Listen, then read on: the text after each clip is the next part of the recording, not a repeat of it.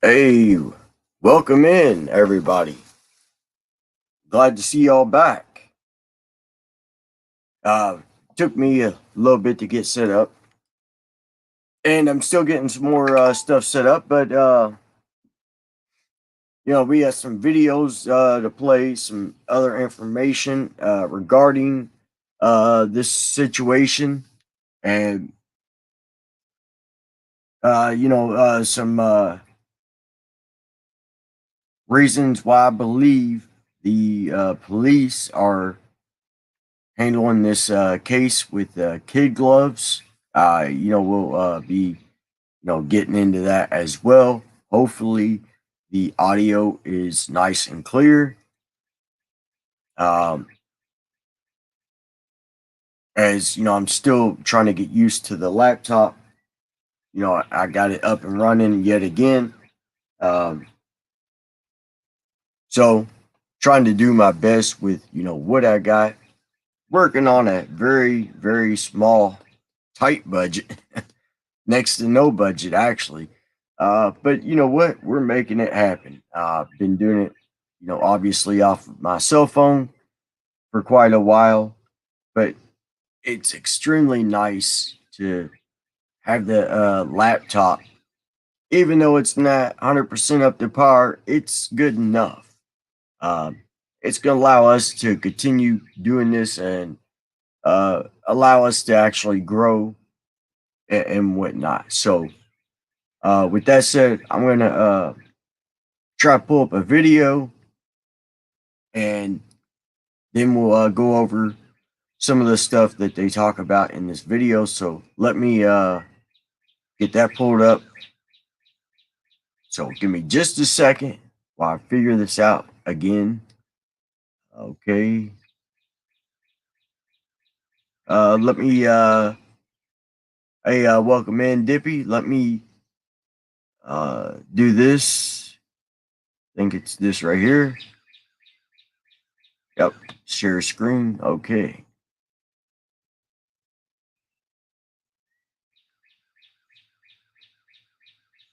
Let's see what is the difference.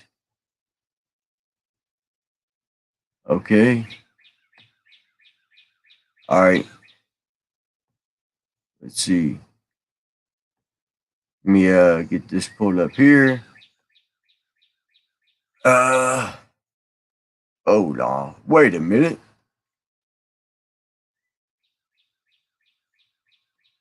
I gotta pull it up on my phone to see what I'm doing. Give me just a second. Yeah, like I said, folks, I'm still getting used to this whole situation. Okay, so that screen's already pulled up. So let me do this. Let's see. Yeah, it's on a delay. So, all right, there we go. Me theater mode. I think that'd be better. Just work with me for a minute, folks, as I'm getting this figured out. I thought the other day when I did it, it seemed like it worked out better. Okay, here we go. Let me play this. Let me know. Friends.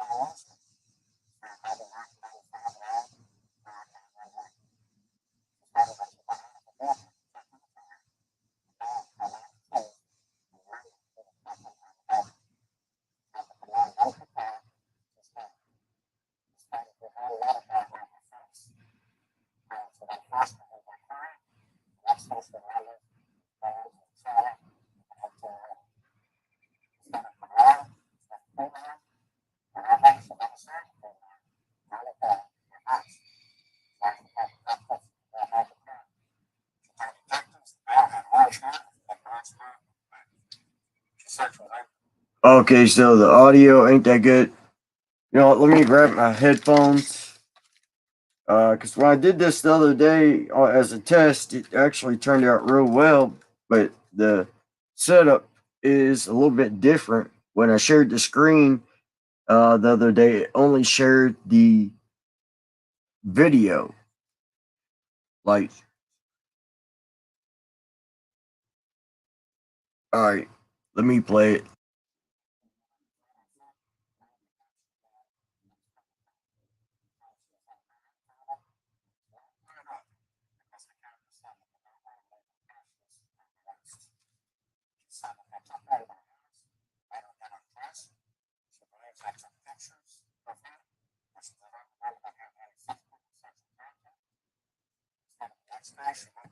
Okay. Uh, yeah, something ain't right. The audio is not doing right. So,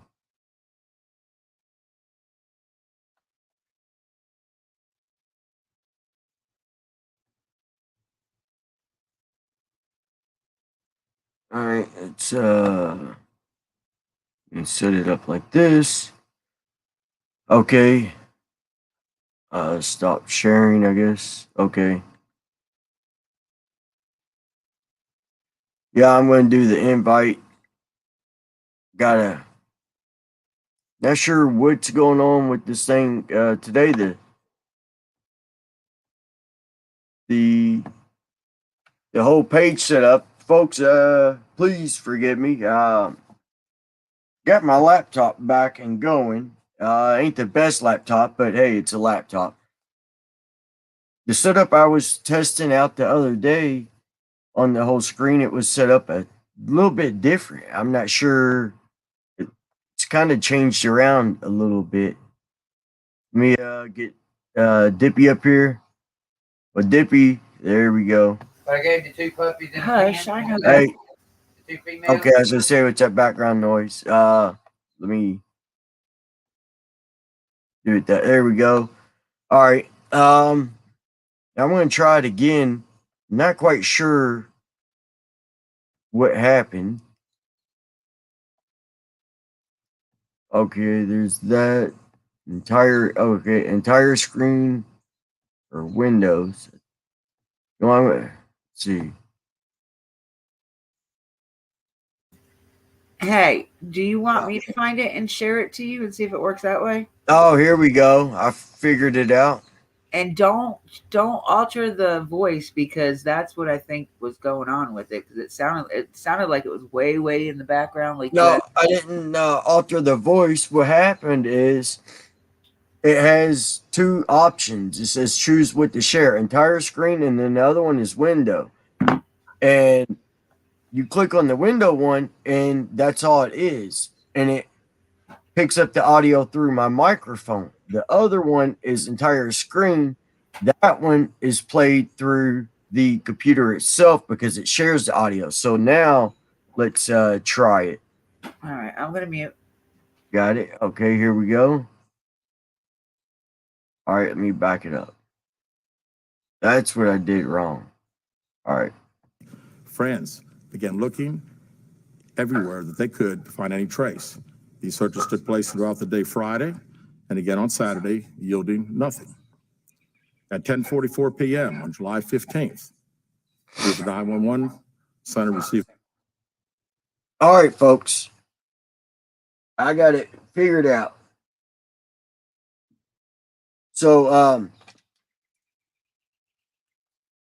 we're obviously going to go through and play some videos and have discussion, and also at some point, maybe here in just a few minutes, I'll allow some of you all to come up and join us up here on panel. Only thing I ask, if you decide to come up, is turn your camera off so it just has your profile picture, and try to keep the language family friendly. Just respect for to have respect for everybody.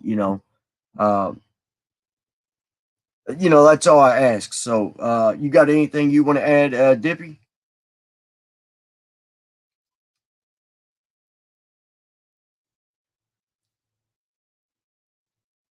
I don't know where she's at.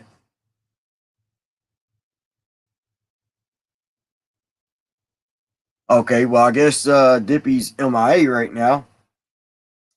But yeah, you all are more than welcome. By the way, in the chat room, press 1 if you would like to, come up, on panel.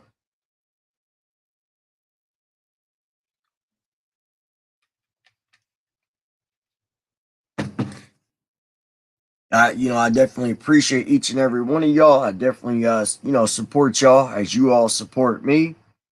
It's all about supporting each other and uplifting each other. In this case right here, this lady, nicest way of putting it, the community was trying to uplift, her parents, and they were worried, they were in fear, and they're trying to uplift each other and get emotions under control, and especially for women, obviously because of what happened. And CARLEE Russell does not know the amount of damage that she did to this community.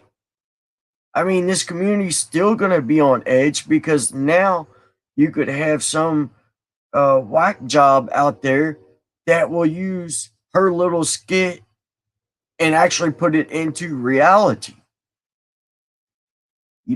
and make it an actual thing. What do you think about that, Dippy?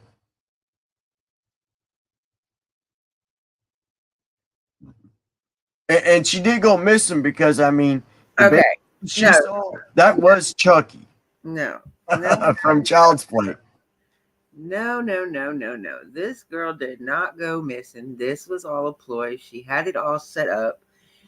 And even her parents were in on it. That is why her boyfriend retracted what he said and deleted everything of her off of his Hold on. Wait. Hold on. You're going a little too fast. Let's start over. What? Her parents Yes. were in this. Yes. Because look, okay, so explain on that.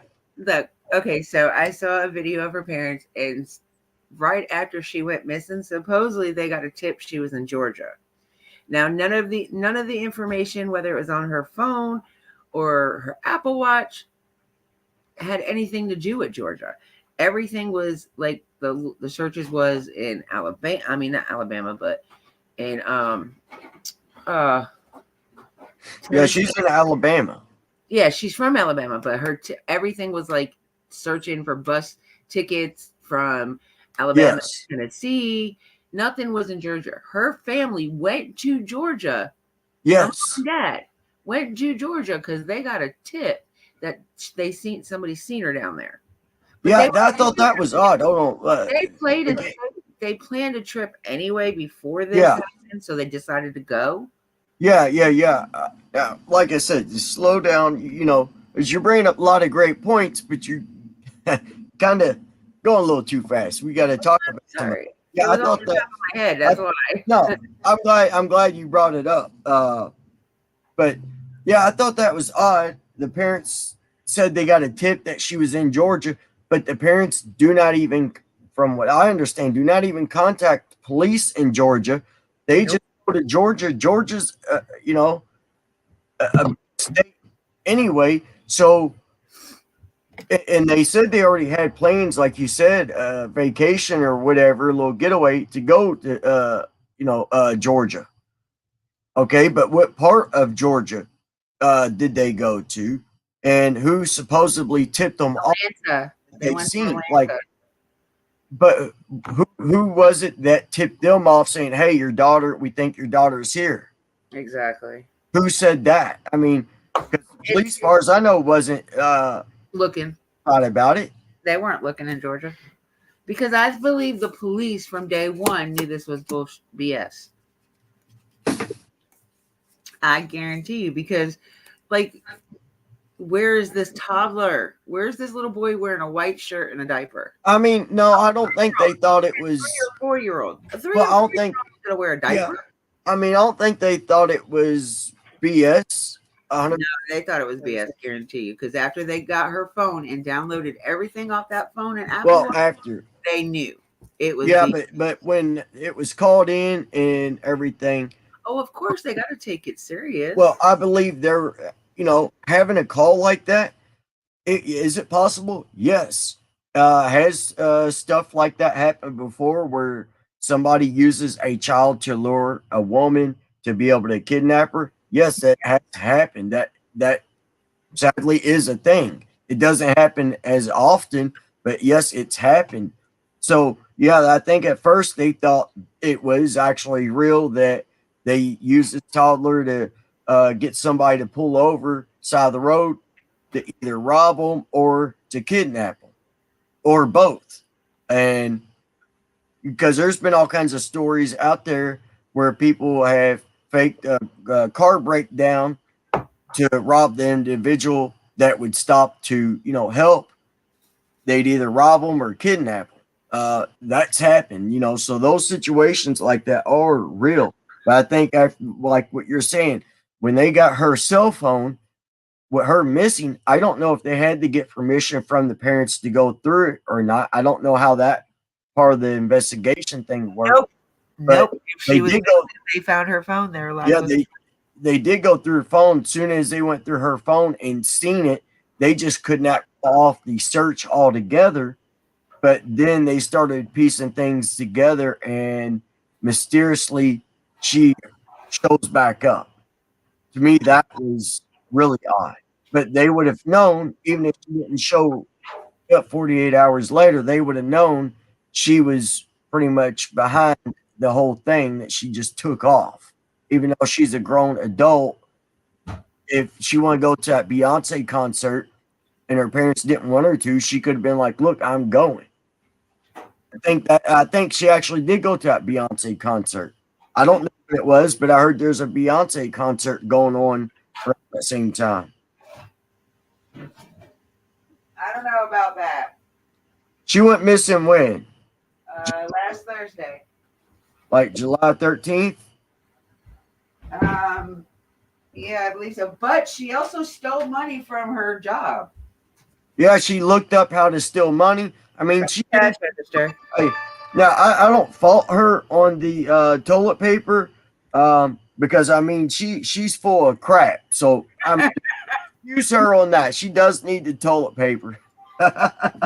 Well, I know that she did the search on, but she also went to Target and picked up a few snacks before this happened. Oh yeah, well she did need snacks, and I've seen people were talking that she had somebody help her. Somebody did help her get away. That cop showed up in 3 minutes and 30 seconds. Extremely fast response. Yep. She had to have help of getting away. It's either that or she already had a car planted on the other side of the woods. And when I did a Google map search of that area all along the interstate, there is either subdivisions or like shopping centers right on the other side of the wooded area. So she could have, if she did it on her own, she could have planted a car or a four-wheeler or something like that for her to run over and get to. Because also, there's another video that shows the full camera footage. I'm trying to find it, that actually shows her stop right underneath the interstate camera. She stops and sits there for about 3 minutes before she drives forward. Look, she drives 600 feet. So that's 6 football fields. But before she stopped, before she drove that 600 feet, she was already stopped right underneath the camera, because you could see her headlights in the four-ways, and then they weren't moving. She was stopped in the emergency lane right underneath that camera. And then she stopped. She rode 600 more feet, said she saw this little boy. Exactly. And then stopped, get out. What happened to the boy? Supposedly they heard a scream. How did they hear her scream when her phone was found on the seat of the car? If she was outside.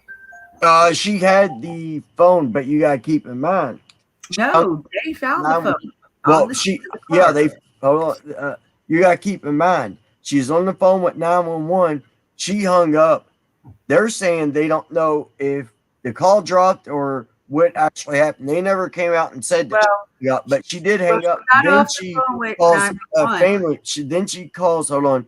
She calls her brother's girlfriend, and she's on the phone with her. And then that's when the supposed kidnapping happened.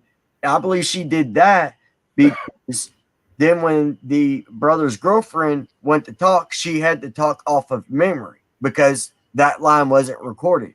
So she knew the 911 call was being recorded. Yep.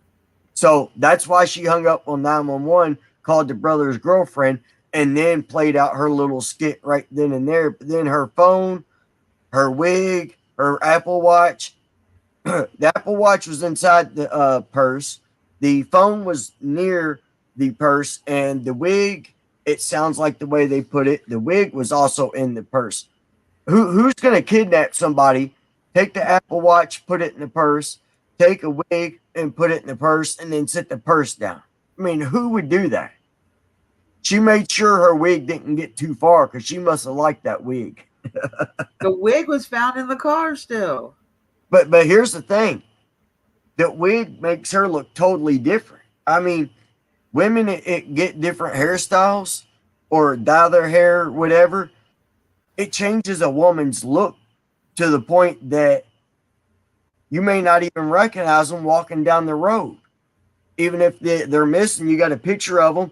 If she didn't have her wig on, there's probably people that saw her that thought nothing of it. That was like, okay, this is just some young girl just going out for a walk, because they probably didn't recognize that it was actually CARLEE. You see what I'm saying? No, I think she looks different without her wig. She don't look like the same person. No, I think she looks exactly the same. Well, I'm used to seeing girls with and without the wig. So I mean, but I just think I don't know. No, she looks different. I'll pull up a picture in just a minute. I'm looking up the Beyonce concert to see if it was around July 13th. Where was that concert supposedly at? Do you know? Nope, nothing about it. I didn't know nothing about a Beyonce concert till you said it. Okay. It was this right here says Beyonce opens her world tour first U.S. Stop in Philadelphia, July 12th, 2023. So July 12th. And okay, now when did she actually? That was the day before, so no, that had nothing to do with her, unless she went. But she got off of work, supposedly went to Target, and then all this transpired after Target. Yeah. So she had that Beyonce concert. I think she wanted some time. I guess her and her boyfriend were fighting or whatever, and she might have wanted to go diddle another guy or something, or hang out with some of her friends and wasn't allowed to, and she just said, forget it. I don't think she realized it was going to escalate the way it did. Oh no, everybody agrees on that. She did not expect. That's why she won't do no interviews. And I believe, well, if she's smart, which it sounds like she's not very smart. I mean, obviously, her whole plan, she had no good ending to her little story. She didn't expect this to go like it did. And I think that's why she hurried up and went back home, like she did. And there's the police are getting the footage because it's already out there after she got into her neighborhood, which is her parents' house is about $700,000. So that little community she lives in, there's cameras galore all over. And I heard it's a gated community. They said she walked in that neighborhood upright, everything like that. And then, and then when she got close to her parents' house, that's when she walked, slumped over, started walking with the limp and everything. And the police getting that footage, and they said they're going to release that security camera footage as well. With her that as well. So that tells you that girl didn't think any of this through, even when she went home. Nope. I'd like to know where she supposedly walked from, because they're going to go through and try to collect all the camera footage, and if they see her getting out of a vehicle, that's going to raise more red flags. Have you ever heard of the channel Cinnamon Shogun? Yeah. He goes through it all. Yeah, I've seen some of his stuff. He's I been ain't watched on much it of since it. day one. Yeah, I ain't watched much of his stuff, but yeah, I've heard of him. But yeah, He's pretty decent. And another thing is, see, the police they're already walking on eggshells with this. A lot of people are upset that the police ain't coming out and talking more in depth and just blasting her. Well, they can't do that for one fact, and I said it early on after it was confirmed it was a hoax, that they have to walk on eggshells because of her race. And you already got some of these people in the black community before it was confirmed it was a hoax. I can't find the footage right now. That were saying some of these community black leaders in this one community said they support her, even if it's not true. So this guy. How can you support somebody if it's not true? I don't know. This dude, he's I think a activist and whatnot in this black community. He that tells you he even had doubts and believed it was probably a hoax. But he said they would support her no matter what. So the police are going to have to walk on eggshells with this. They give her jail time. Well, then the black community is going to be up in arms saying, now you're putting her through more distress and all this. And if they make her pay the money back that was spent, well, they're going to pull out that race card and bring up other examples where others have faked their disappearance and whatnot. They made that white lady Shara Pampini do it. Yeah, she had but they're not gonna. They're gonna cherry pick the cases where individuals didn't have to pay anything back and they didn't get jail time, because with this case they're having to walk on eggshells. I just don't think it's right. They should treat this case just like any other case that somebody would do this way. Honestly, I agree. Let me finish playing this video. Hold on. Here we go. Gives a call from CARLEE's residence stating that she returned home on foot. In subsequent investigations, detectives obtained surveillance footage of CARLEE walking down the sidewalk alone prior to arrival at her residence. She was conscious and speaking with paramedics when she was transported to UAB. Detectives were able to obtain a brief statement from her prior to being treated and released. During the statement, she told detectives that while traveling down the interstate, she saw a baby walking down the side of the road and called 911. She stated when she got out of her vehicle to check on the child, a man came out of the trees and mumbled that he was checking on the baby. She claimed that the man then picked her up and she screamed. She stated he then made her go over a fence. She claims he then forced her into a car, and the next thing she remembers is being in the trailer of an 18-wheeler. She stated that the male was with a female. However, she never saw the female, only hearing her voice. She also told detectives she could hear a baby crying. She told detectives the male had orange hair with a big bald spot on the back. She said she was able to escape the 18-wheeler and fled on foot. I gotta pause it right here. This girl did not think this through. I mean, redheads are not that common. I have no idea why she would pick a redhead. You know what I mean? I mean, yeah, the redhead people exist, but I mean, redheads are not that common. So she picked the most uncommon hair color for a white person with the bald spot. So that now limits it even more. A redhead guy with a huge bald spot. Well, that right there narrows it way down. I mean, and redheads are not that common. I mean, what do you think? I think this woman just had lapse of brain. Why Brains would when you she did pick a it. redhead? I don't know. My child's a redhead, so when she said that, I was like, But redheads, they're not even that common. You got a they're redhead not. child. You just said they're not that common, They're really not. Honestly, Oh my gosh. like we were When I praying. My niece came out with red hair. She had when I red heard highlights. she said is a redhead guy with a big bald spot, I'm thinking, oh my gosh. But I heard that but I'm you know like, what I don't understand? like She said when they grabbed her, they blindfolded her. How did she know what these people look like? And all they fed her with Cheez-Its.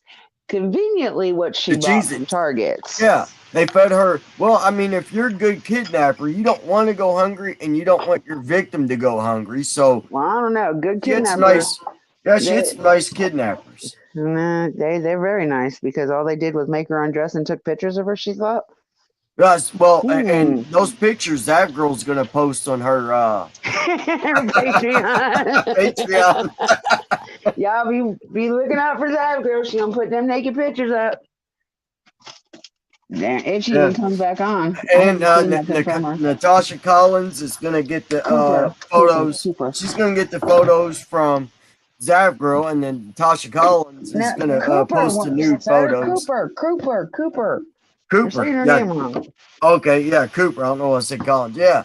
So Natasha Cooper, she's also gonna get nude photos of CARLEE Russell, and she's gonna put them on her Patreon.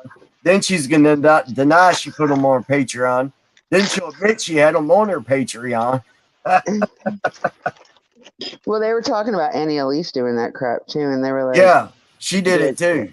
yeah, they were saying, oh, well, she didn't do it like Zab Girl. She still put it behind a paywall too, because she knew Yeah, YouTube wouldn't allow it. So yeah. either way, it's still wrong to do that. There is. I'll say this. I know we're a little off topic. There is absolutely no reason, no gain whatsoever when a case is done to post autopsy photos of either the suspect or the victim or both. There is No matter, absolutely nothing to gain from putting autopsy photos of, like I said, either the suspect, the criminal, or the victim. There's nothing to no matter gain the from that. age, no matter the age, don't matter if it's an adult Yeah, or a child, they do not need to be shown to the yeah. public. It adds no value whatsoever. All it's going to do is Look make at your a channel look body. bad. I couldn't look at a body and tell you if that's a stab wound from a knife or if it's Another object. or if it's a stab wound from say an axe. I wouldn't know really what the difference is if the body is days old,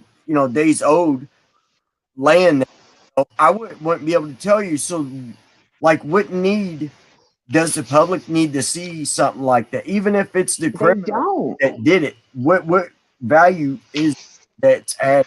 There Hold on, is I dropped none. you. Hey, folks, what do you all think about this situation? I want to hear what y'all got to think.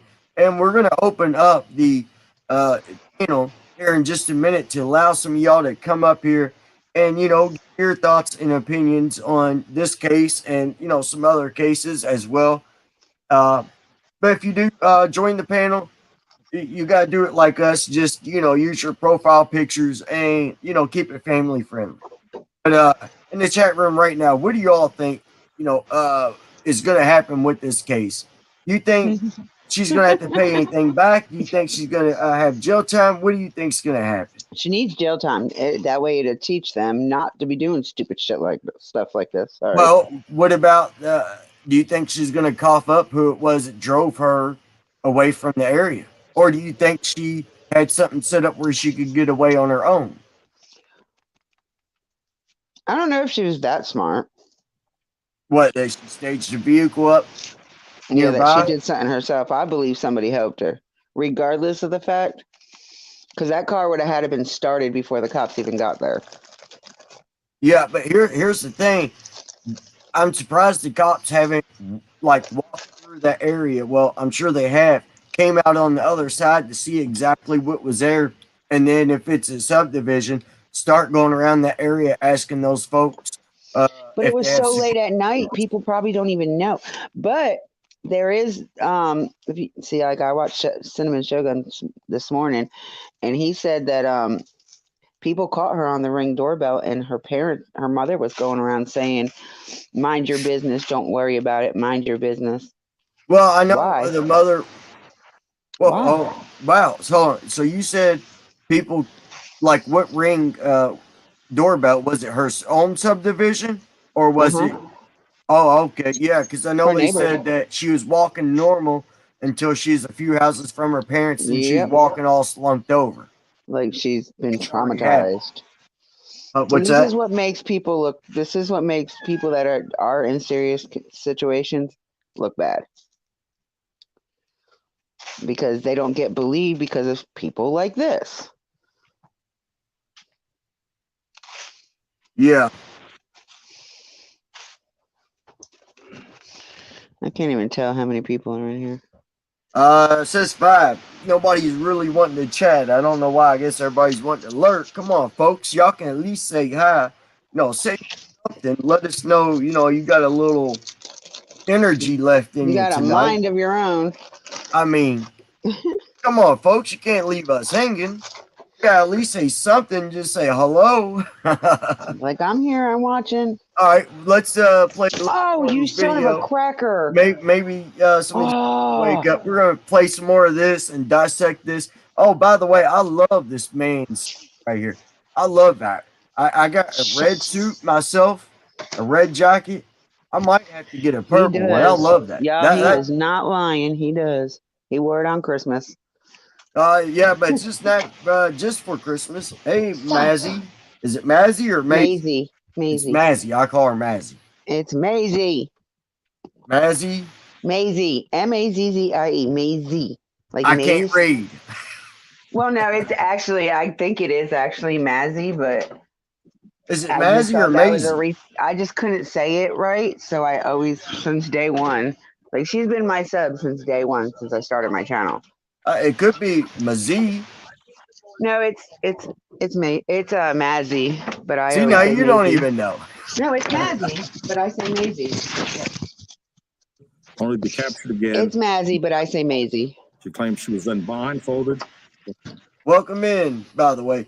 Hey, Mazzy, uh, would you want to come up here on panel? Please say yes. Please say yes. Was not tied up because the captor said they did not want to leave impressions on her wrists. She said that they took her into a house. See, these kidnappers are the most thoughtful kidnappers ever. They make sure she's got snacks. They don't tie her wrists up so they don't leave impressions. They put her in an 18-wheeler. All this nice stuff. I'm sure the 18-wheeler probably had a pool in it and a jacuzzi and a big screen TV.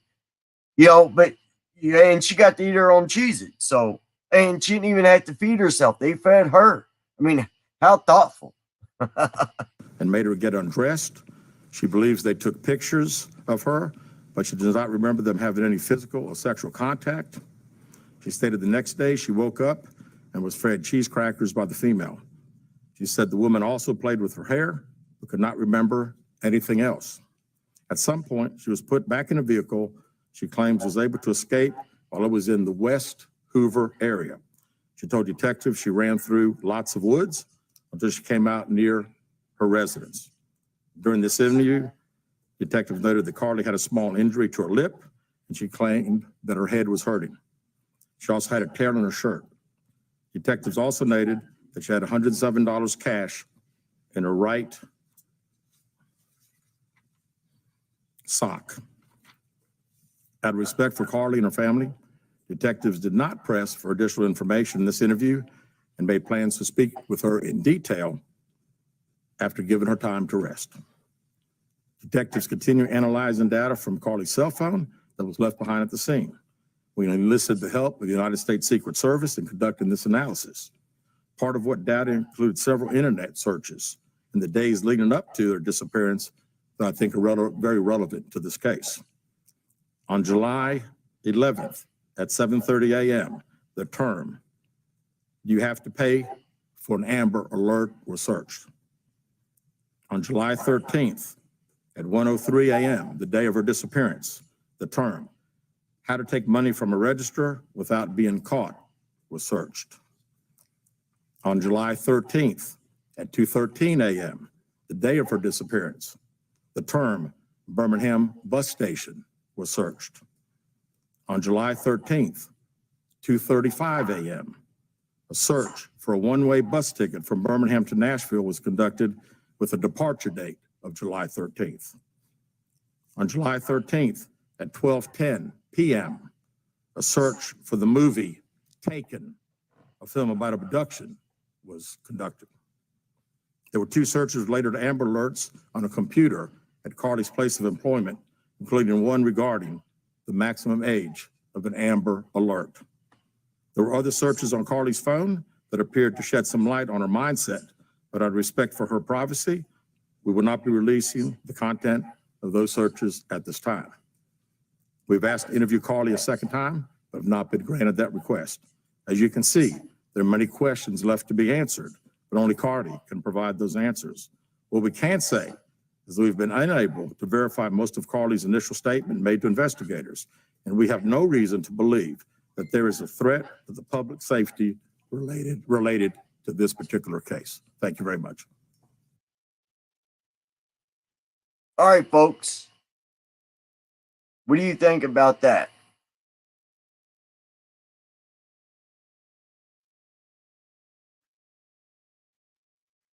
And I think it's come all on up here. Go ahead and click that link, Mazzy. And other people in the chat room, press a 1 if you want to join the panel. Yeah, okay. I know, and at least say hi if you stop by. I definitely would appreciate it. All right, go ahead, Dippy. Huh? What were you saying about that? No. I love that guy's purple jacket. That's nice. I just think they are so frustrated and they worked a lot. They busted butt and for them to look stupid. And that's what she's making them look like. Like they are full of crap. You know? Yeah, I mean, you can hear the frustration in that man's voice, even though he said he was not frustrated. But you could definitely tell he's frustrated. I mean, they had, the FBI, I believe, came in. You had that lady, I can't remember her name, please forgive me, that her child, I believe, was abducted and killed. And she was out there helping, trying to locate CARLEE. CARLEE owes that lady a huge apology for what she did, the stunt she pulled, because her child died, I believe. I don't remember the whole case, but her child was abducted and killed. And that woman, felt the pain of CARLEE's parents, knowing possibly what they were going to end up going through. And she put her time and effort out there looking for CARLEE and trying to hold back her emotions, but she knew the pain and the hurt that comes with it. And CARLEE does this, basically spits in the woman's face. A huge disgrace. I can't imagine. I hope her parents are not just coddling her. I hope her parents are actually having a talking to with her over this stunt. She owes that community apology for sure, but she definitely owes that lady. If you all can remember that lady's name for me, I'd appreciate it. She definitely owes that woman a huge apology.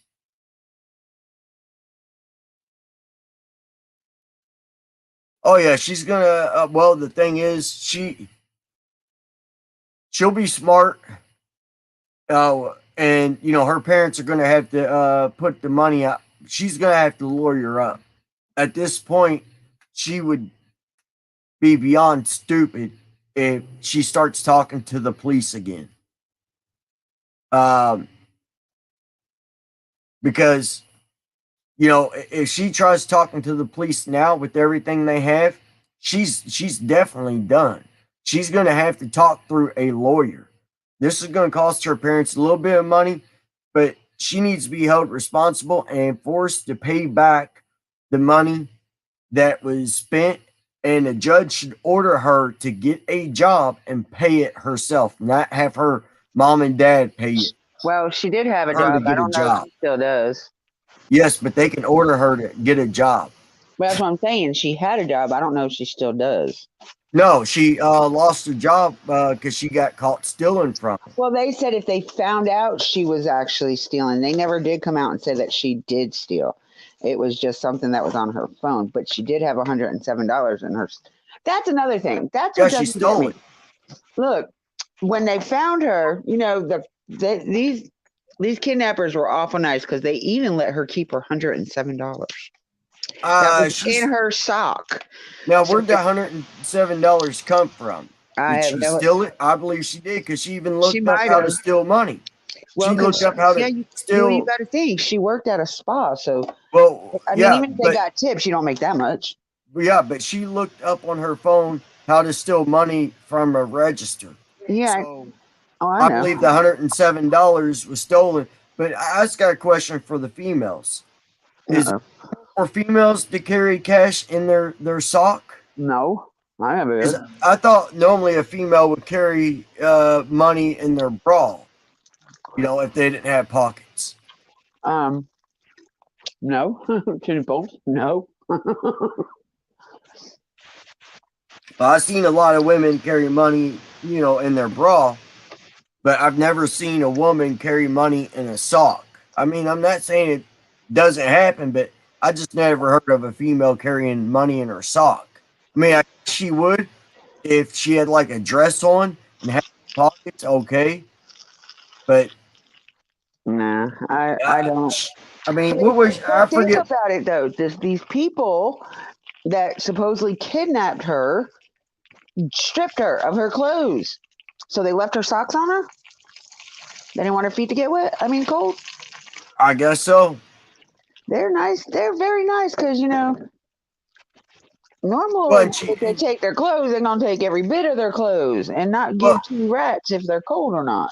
and But who? what was Well, the gain of it? That's what I I want. got a question. This was driving me nuts. It was really driving me nuts. I don't know who started it, where it came from. I'm sure it had to be a person with a big following, whatever. The mental health issue. Whoever started that crap, I'm like, why? Because then everybody kept saying, no, she probably had mental problem, a mental problem, mental problem. I'm like, no. And No, I think the very first press conference they did. I'm like, if she had a mental problem when she went to the hospital, they would have put her on a 72-hour hold. But Yeah. somebody started this whole mental health issue She before was it came out it was a hoax. she was in and out of that hospital within within 6 hours, and that's not Yeah, normal. but Normally, no, they I'm keep you for saying, a little bit. yeah, but I'm saying before the press conference of them coming out with all this additional information, it was started then that, oh, she probably has a mental problem. She's probably schizophrenic. Schizophrenia happens around, when you're about 25. I seen that on the news. So they're really pushing a mental health I problem don't. Well, for her. she's gonna have to get evaluated to prove that she isn't. Well, They- they're gonna.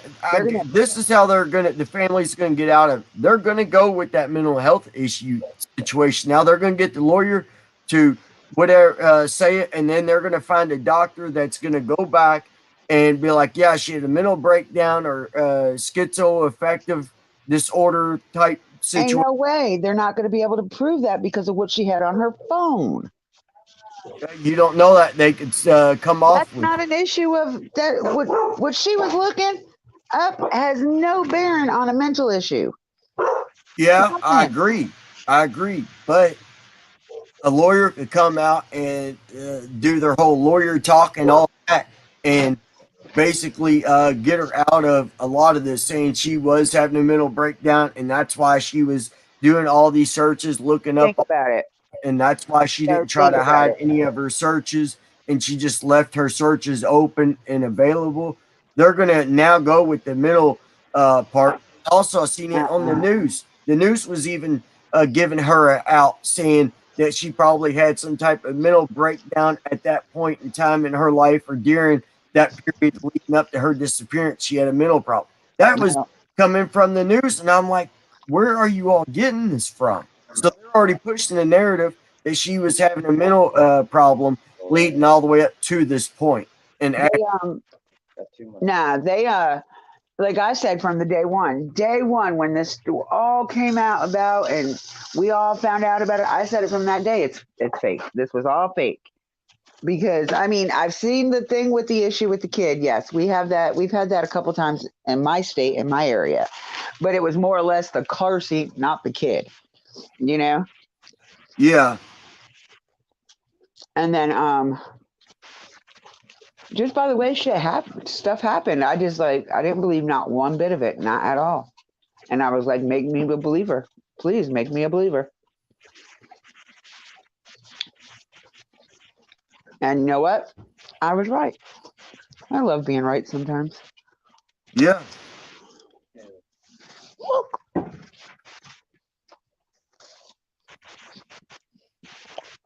Hey, kitty. That baby.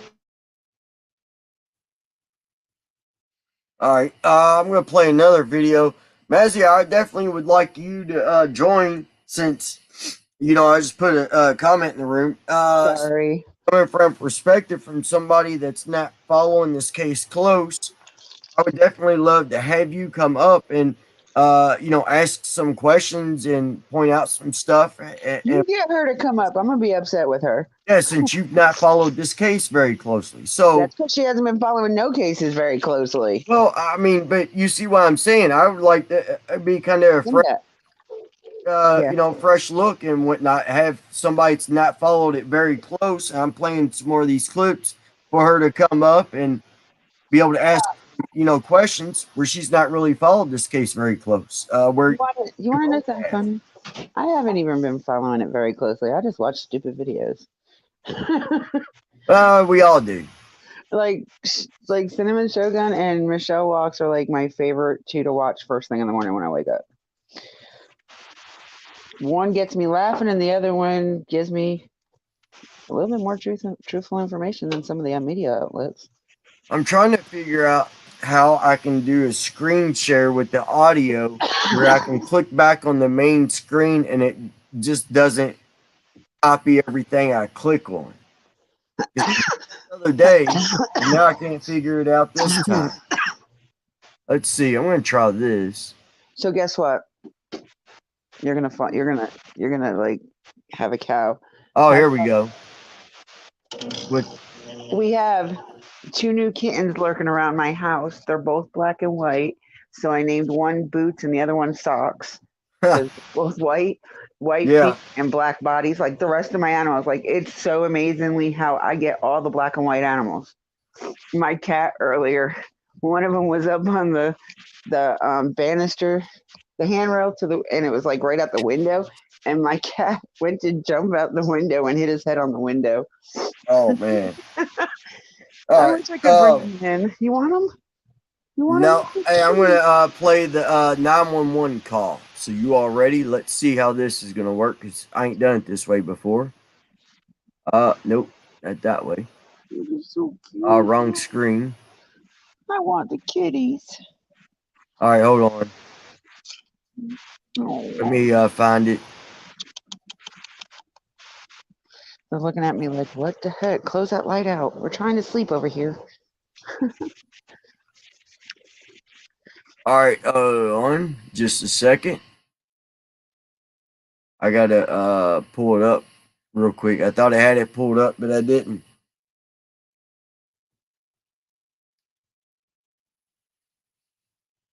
But folks, y'all are more than welcome to chat in the chat room. Everybody seems to be lurking. I don't know why. Let me mute the audio. It's me. They don't like me. No, I mean, sometimes I get a lot of people that just lurkers. I mean, Hey, it's a view at I'd least. rather people chat, honestly, than just lurk. But, I mean, lurkers are fine, too, because they just want to sit back and listen and whatnot. I get it. So, all right, anyway, let me, oh, man, okay, here we go. Thought this laptop was messing up on me again. All right, hold on, let's see. Change that, okay. Now, all right, here we go.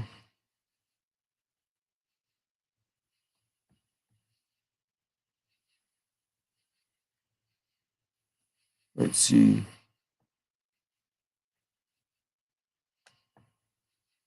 All right, don't show me that again. Got it.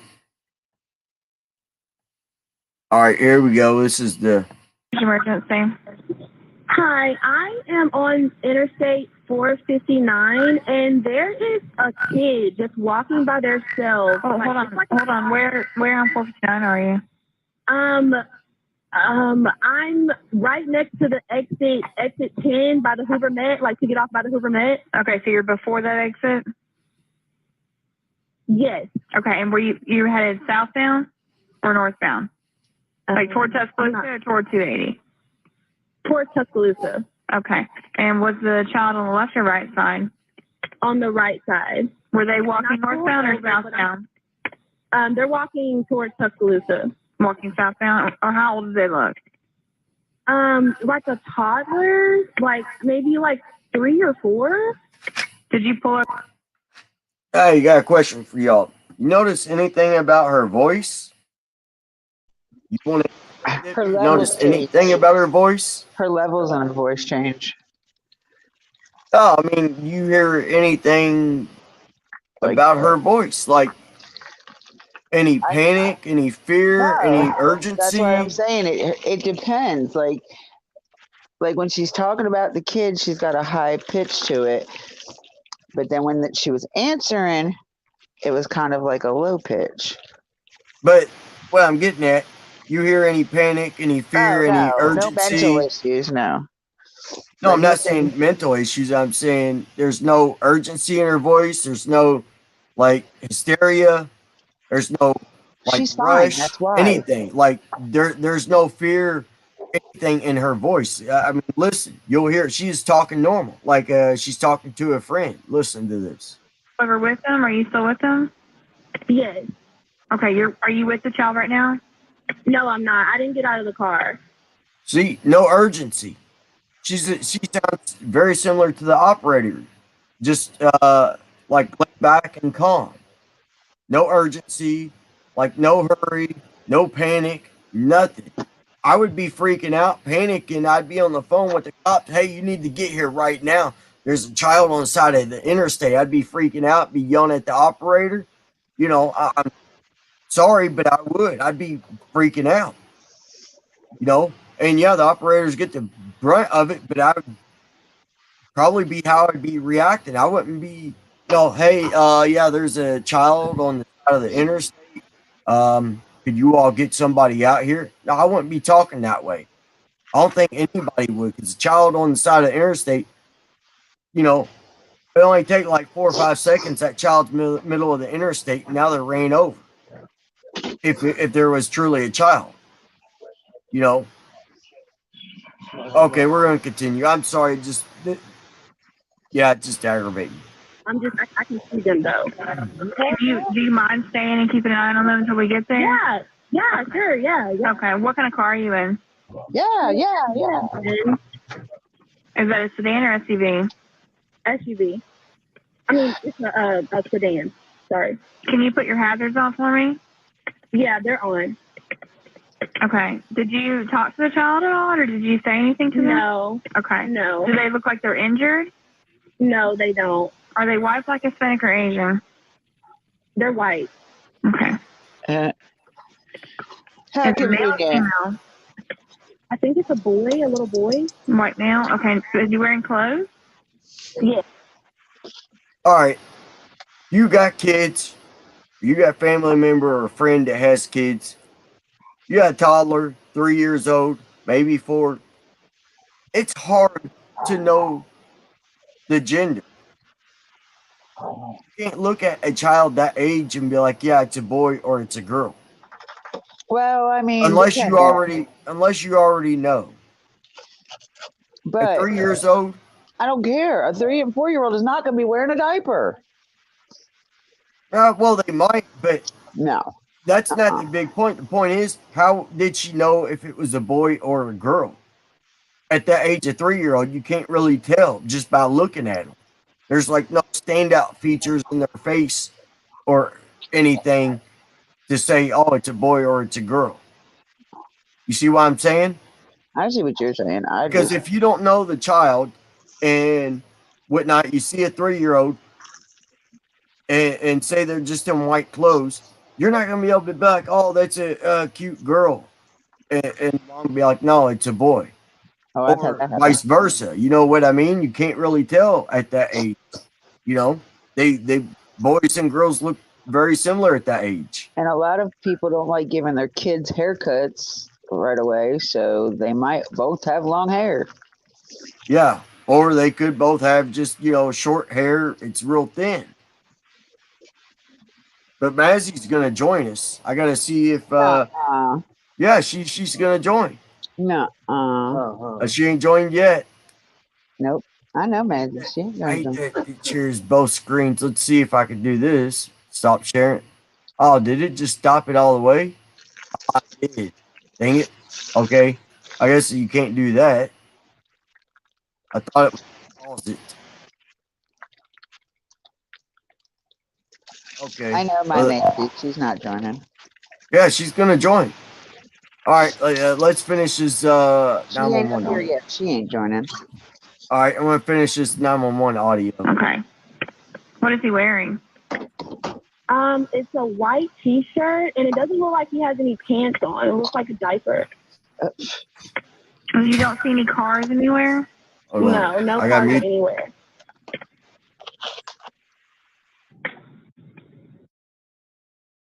Okay. All right. What's your name? My name is CARLEE Russell. And you don't see any injuries on the child from where you're at, correct? No, but I can't really see them that good. Okay. Try to keep an eye on them for the best you can, because I don't want you to lose track of them. Okay. All right. And do they have shoes on? No, Shoes? not that I can see. I can't really see that well. Okay. All right. I've got them on the way, okay? Just try to keep an eye on them, but officers are on the way, okay? Okay, thanks. Thank you. Okay, bye.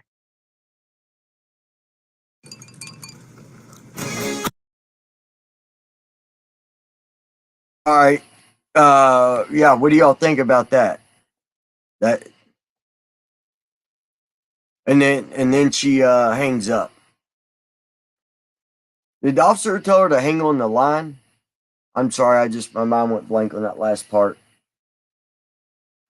Let me I don't know if they said hang on or just, hold on or what. Yeah, I'm gonna go back to it and just play the audio real quick again. Hold on.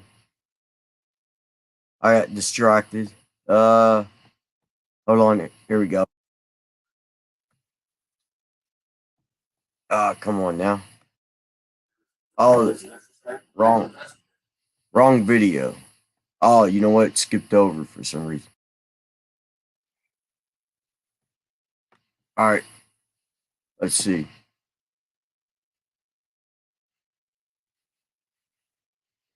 All right. Let's see. Y'all hear the audio?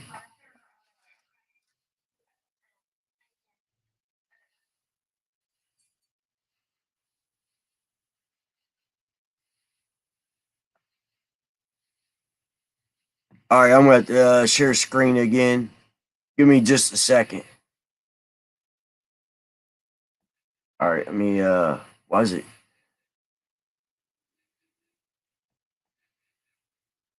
Let me get it right here. All right, hold on. I gotta get the set back up. I'm sorry, my mind went blank on the last part. All right, here we go. But officers are on the way, okay? Okay, thanks. Thank you. Okay, bye. Oh, They didn't tell her anything. no. And she said, okay, bye. She hurried up. Well, I mean, she was in a hurry to get off the phone, so It's weird though, because like most people in that kind of situation want to stay on the phone till the law gets there. yeah. Definitely. I would. Yeah, it's there was some other stuff I was gonna play. Let's see. My mind just got rattled a little bit. Maisie, are you scared? Don't be Yeah, scared. she don't. I thought she was gonna join us, but I I told you, guess I know not. better. I Here's know what better. it says. Here's what CARLEE Russell told the police. I don't know if I She's played not that scared. one. That's what we were just talking about. Okay. Let's see another video. Police detail what CARLEE Russell told them. Okay, there we go. There's this one. This is going over the timeline, so we'll do that one. Ow.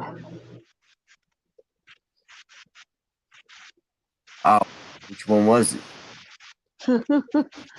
Now I'm getting mixed up on them. Nope.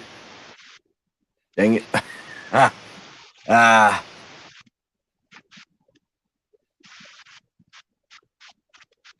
No, not that one. Is this one? No. Dang it.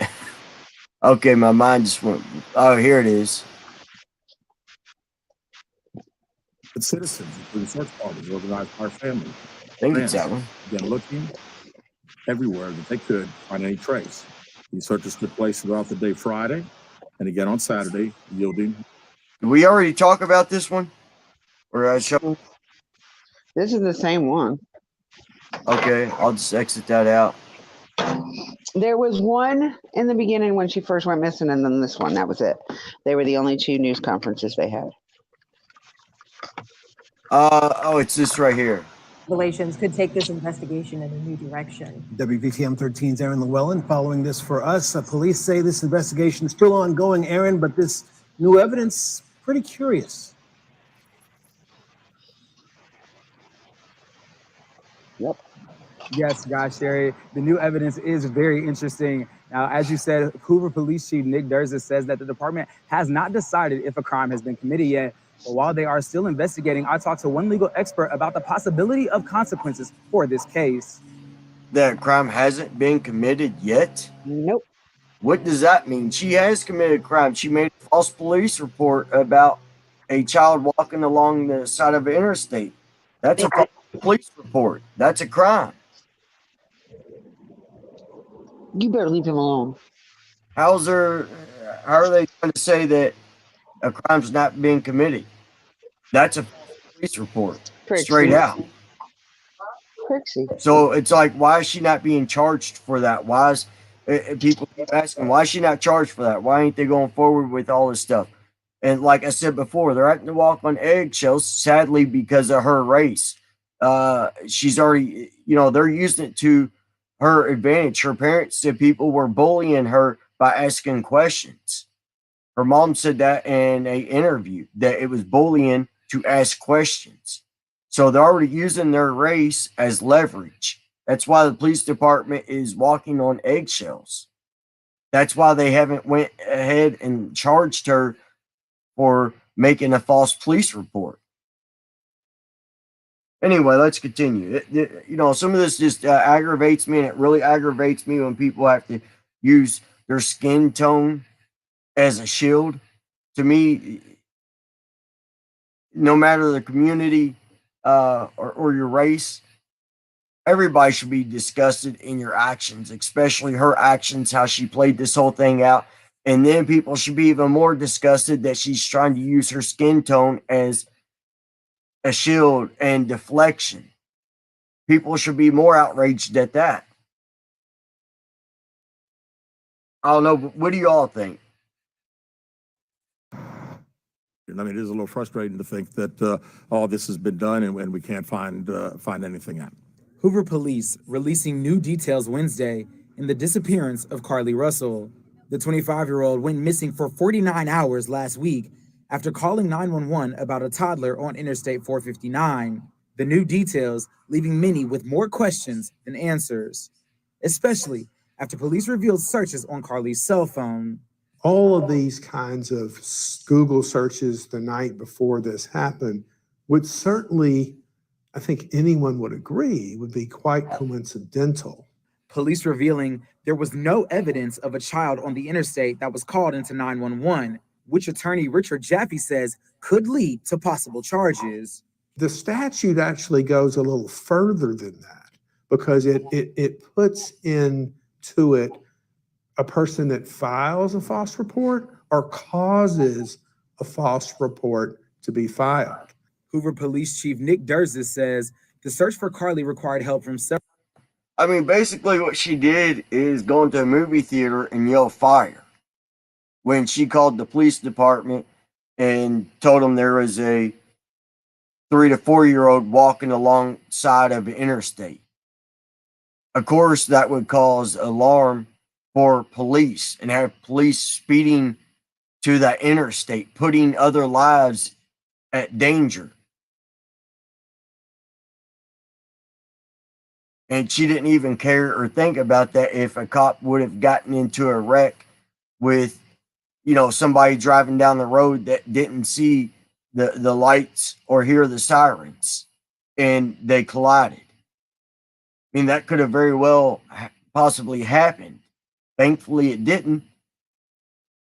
But those police were on edge and were doing everything they could to get there as fast as they could because of what she said. So she put a lot of lives at risk on that phone call, on that false reporting. Several law enforcement agencies. He says every possible tip that could have led to finding her was taken seriously. And that takes a lot of effort. We have put every available resource that we have on this case because we wanted to make sure that we found out everything. We wanted to get her home, and we have. Jaffe estimates the search for CARLEE and the reported toddler she says she saw on the interstate could come with a 6-figure price tag. If someone... Wow, 6-figure price tag is what she cost that community. When that money could have been spent or on more meaningful and useful things in the community. But no, she takes it away from the community, all for her little stunt that she pulled. She needs to be put in jail for this. Let her hide out in jail for this.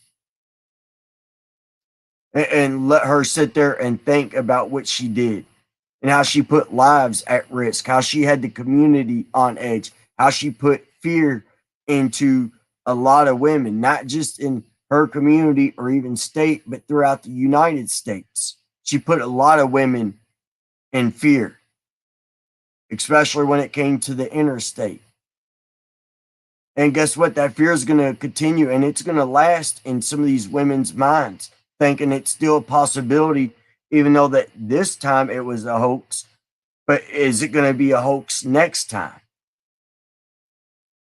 Or are people going to see a vehicle broke down where a child's standing outside the vehicle and they don't see, say, the father with the hood up on the car trying to work on it, or he could be down beside the side of the car trying to change a tire and they only see the child standing at the back or the front of the car?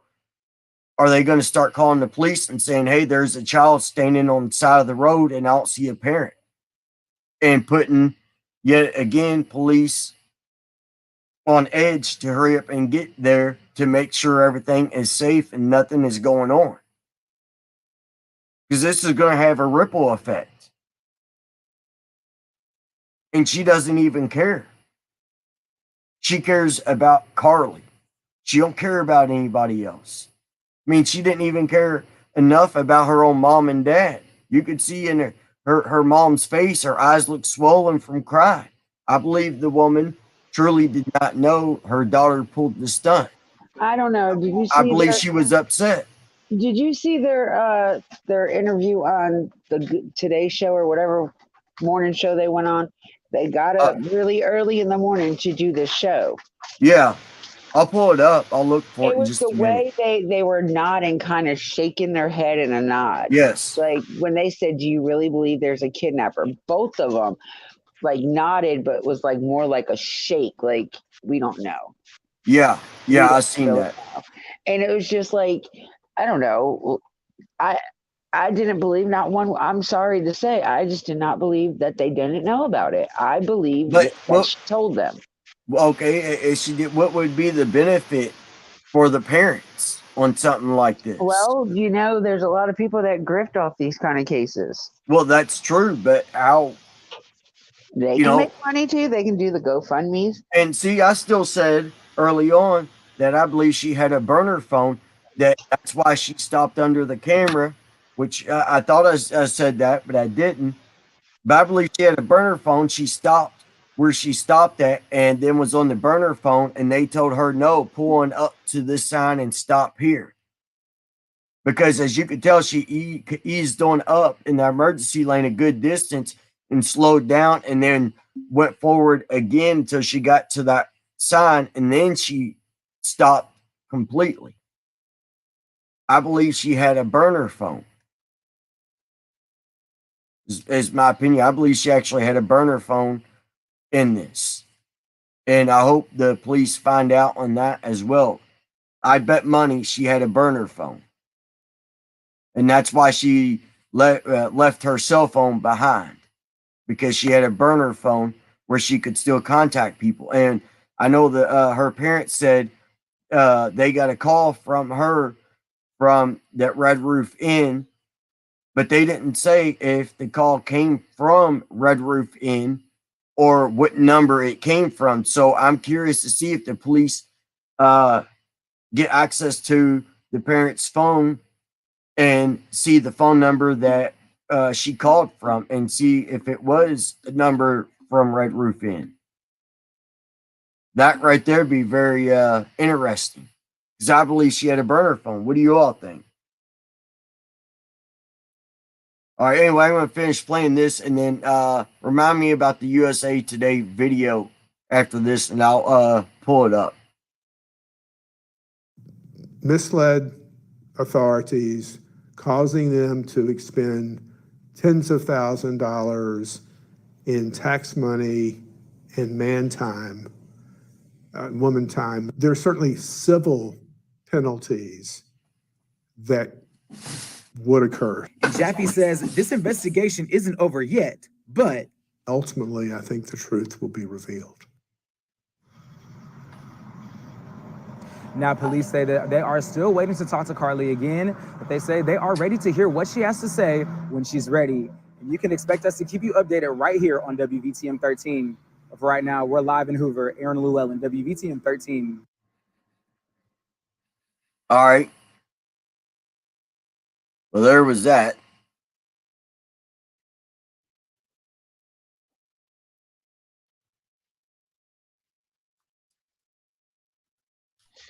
I don't know. This case. Can't even call it a case. It's not even a case. But you know, he just said they spent tens of thousands of dollars on money, didn't he? True. Well, he said six figures. But that's just crazy that it was that much money in 2 days. She can't be on an Amber Alert. She's over 18. Yeah, and she even searched that to see how much that would cost if she had to pay for it. And not just that, she also searched what was the age criteria. Oh, what was that? I'm sorry. She also searched the age criteria for Amber. Yeah. Now she can get one in her own state, but not a national, not under the missing children one. Yeah. Well, and people were already complaining that this other alert, I forget what it's called, but why they didn't put out this other alert, you know, for this, and they're like, well, it goes through this department, and they have a criteria that has, that has to be met. I forget what it's like an Amber Alert, except it's for adults. Here in North Carolina, it's called a Ashanti alert. Yeah. That's what it's called. And they were complaining that alert was not put out to the public because that's for like 18 to 55. And if she did have some kind of mental issue, honestly, she don't. I know, but if she did, they would have put out a silver alert. But the news media has already gave her an out over the mental issue. Matter of fact, let me go ahead and pull that might up. have done that, but the law didn't do it. The law has the final say. Yeah. They're going to want a mental evaluation done. They already did one. No, I don't believe they did. Because a mental evaluation, she has to be in the hospital more than a couple hours, and she was in and out. They said she was at the hospital for most of the day. Like, yeah, for a couple hours. That's long enough for them to do a mental evaluation on you. They'd have to send her to a different place for mental evaluation. They didn't. No, they could do it in a hospital. Yeah, they can do that in a hospital. I'm trying to find. But if she was having some type of mental episode, they would have never released her, is what I'm saying. Because normally a mental evaluation is like a 72-hour hold. Yeah, they would have placed her on a 72-hour hold if they thought, in fact, she was having some type of mental issue. But the news media is already putting it out that she did have a mental breakdown or mental issue. No, they were saying that she may have. Yeah. I'm trying to find it because may have and did is having two different things. You know what I'm saying? That's yeah. Like you saying that I'm having a mental breakdown. I thought I saved that interview because I thought it was interesting. All right. Anyway, let me go ahead and. I don't really find anything about this interesting, honestly, because I think it's a bunch of bull, wasted a lot of time and money, and now it's wasting a lot of our time. Yeah, I don't disagree with you on that. All right, let me. I got that interview pulled up that you're talking about. Let me go ahead and share that. Is that is pretty interesting with the parents. All right, here we go. That moment you all first laid eyes on her again, what was it like? To me, I mean, just so much joy. This morning, in an exclusive sit-down with NBC News, the parents of 25-year-old CARLEE Russell are speaking out, describing the moment their daughter appeared on their doorstep after being missing for more than 48 hours. What did you do when you saw her? We tried to hug her as best we could, but I had to stand back because she was not in a good state. So we had to stand back and let medical professionals work with her. But oh, let me back it up. Her, but we tried to hug her as best we could, but I had to stand. Parents of 25-year-old CARLEE Russell are speaking out, describing the moment their daughter appeared on their doorstep after being missing for more than 48 hours. What did you do when you saw her? We tried to hug her as best we could, but I had to stand back because she was not in a good state. So we had to stand back and let medical professionals. Wait a minute. The police and medical professionals were not there when she showed up at the front door of her parents' house. So why couldn't they hug her as soon as she came in? That makes no sense.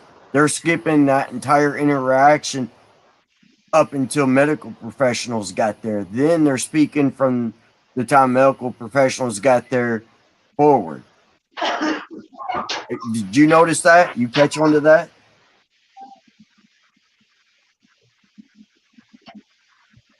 Dippy, And I gotta figure out a way to store them all. you there? Yeah, I'm here. I'm Okay. sorry, my earbuds fell out. Oh, I said, did you notice that they're leaving out completely from the time Carly her front door all the way up until medical EMS got there. That whole time in between, they're not talking about. They're only talking about from the time medical professionals, aka EMS, got there forward. Don't you think it's odd? I'm telling you, they They knew said they what was couldn't going hug her. on. Her parents knew what the hell was going on. Plain and simple. They knew. No I've heard ands, people buts say about it. that. They knew. Yeah, They I've knew. heard others say that as well. I don't know 100%, but I believe they did have some information. And like I said, I believe Carly had a burner phone. And I believe Carly, if the mom and dad did not know her plan from the I'll be right back. beginning, I'm dropping on my laptop. all right, if, you know, if her parents did not know everything that was going on, did not know her plan from the beginning, which I don't think they were in on the plan from the beginning. I think it was Carly's idea. But I think what happened is when Carly realized the amount of attention it was getting, I believe that's when she used her burner phone. And again, this is my opinion. I believe she used that burner phone and called her parents and told her parents what was going on, or at least told her mom what was going on, and probably why she did what she did. And then she was scared to come back home and whatnot. And I believe that call from the Red Roof Inn, uh, what was a ploy to get people to go look there because she was somewhere else. So it give her time to move around so all the police whatnot would possibly be there. Even though they said 6 carloads of their family showed up at the Red Roof Inn. You know, I still believe Carly had a burner phone, and that's why she left her actual cell phone with her vehicle.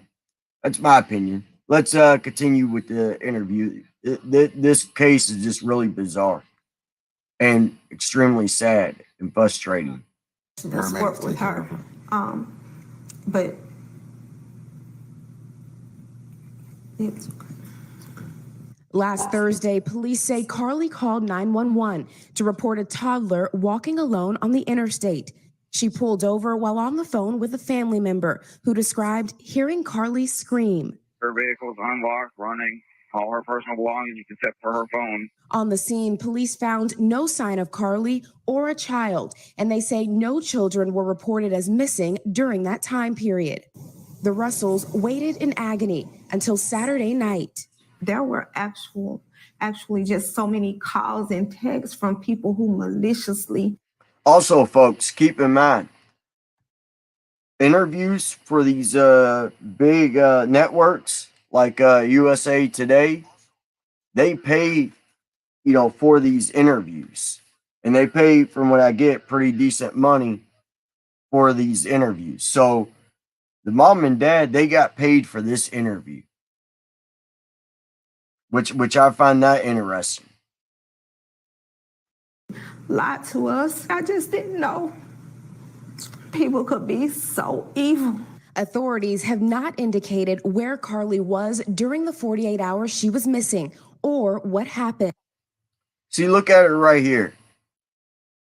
She looks completely different from when she has a wig or a weave, whatever you want to call it. To me, she looks completely different. What do you all think? Does she look the same? If she's walking down the street looking like this, you think you would recognize her off the bat from the other photos that you've seen where she's got the wig on? I think she looks completely different. And if she walked around like this, she'd be able to kind of blend in with everybody and not really stand out as much.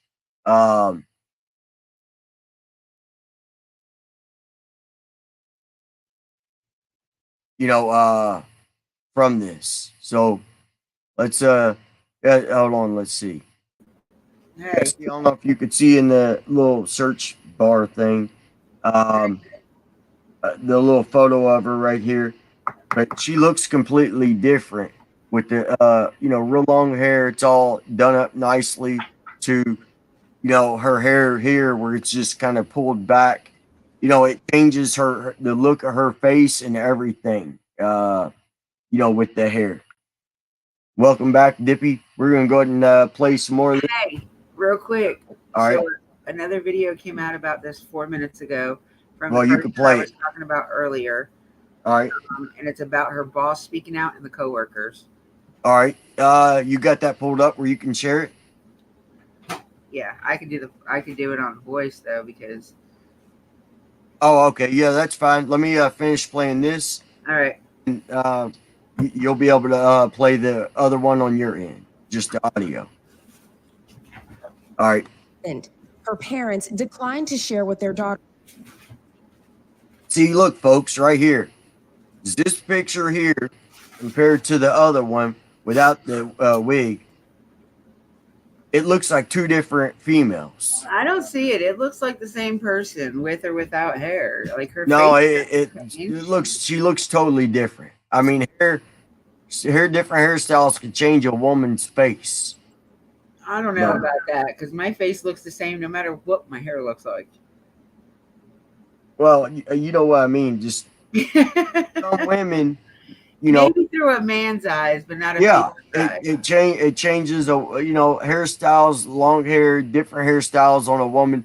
It changes. Her face, how her face looks, and all that. Just from my point of view. Daughter told them, citing the ongoing investigation.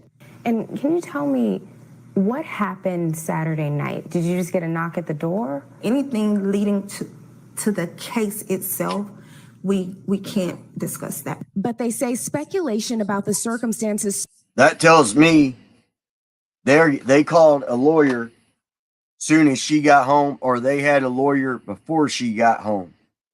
And the mama was already in contact with CARLEE, probably on, again, my opinion, on a burner phone. I believe she had a burner phone.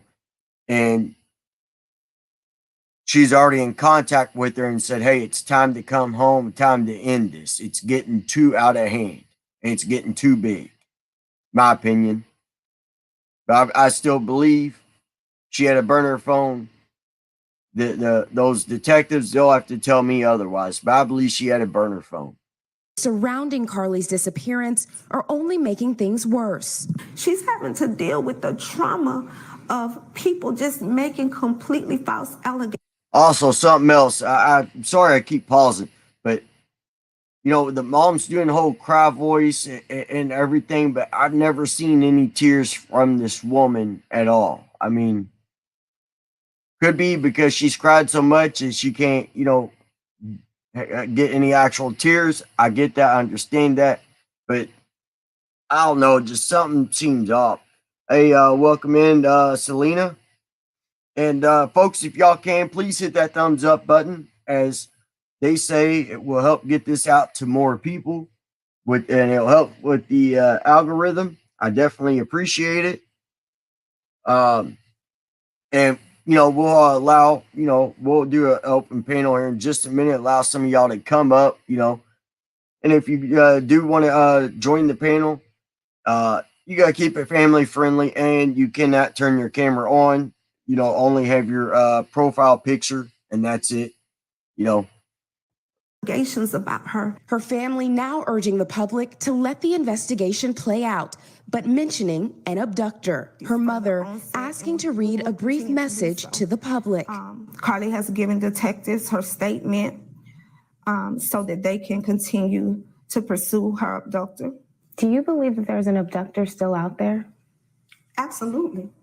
Absolutely. NBC News has reached out to the... Oh, also, I got to say something else. Oh, did you see what I was talking about? Yeah, also, I got to point out something else. Nobody else has mentioned. The only people, that's talked to the family, the interview person, they have to be black, if you notice. And also, some of these news stations that's doing reports on it, those individuals that's talking about it seem like they have to be black as well.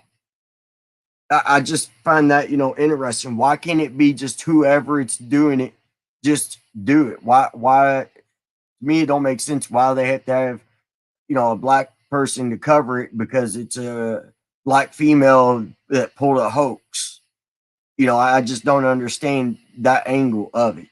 It seems like they're really doing everything they can to make it about race, that only black people can talk about it and scrutinize it and all that. Because if you're white, you scrutinize it. Well, now, you're the evil white man or white woman. It just, this stuff is just ridiculous. Maybe that's why it's she sad. don't talk to the police no more, because the ones that want to talk to her are the white detectives.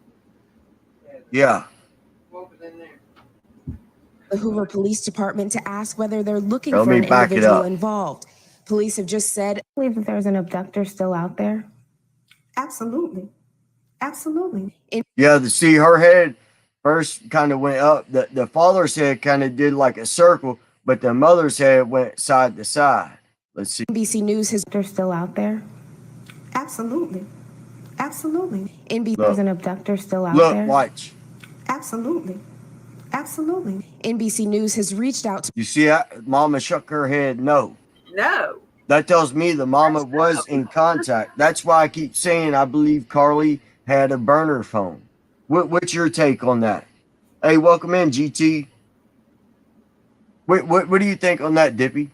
The mama, do you think Carlee had a burner phone? Am I the only one thinking? No, you know what? Even if she did have a burner phone, that's one that she can throw away. So there's no sign of it because she didn't have it when she returned home. But or she could have threw it. If she did go to the hotel, like people are saying, then she could have just threw it in the trash. Well, but that number would also be on the her mom's phone or whoever she called. That phone number would be on there. I believe she had a burner phone. Well, I mean, Crazy for saying that. They can search other people's. They can search other people's phone numbers, but they have no reason to do that. The only ones that they could even try to do it on is the one that she called, and that would be the brother's girlfriend. That would be the only phone that they can check. They could also check the family member because they're not saying exactly who, but they said it was the brother's girlfriend she called. Well, that was the family member. No, from the Red Roof Inn. Who are they saying who she actually called? Well, I didn't hear necessarily the law say it was the Red Roof Inn. It was just a bunch of speculations from other channels. No, that's what the family's saying. The mom's saying that they got a call from the Red Roof Inn and it was her voice. And that's what they told the police. Oh, okay. So if that's the case, there's phones in the room. That's how she knew it was the Red Roof Inn. Because when you call somebody from the bedrooms, it comes up with the place that you're at.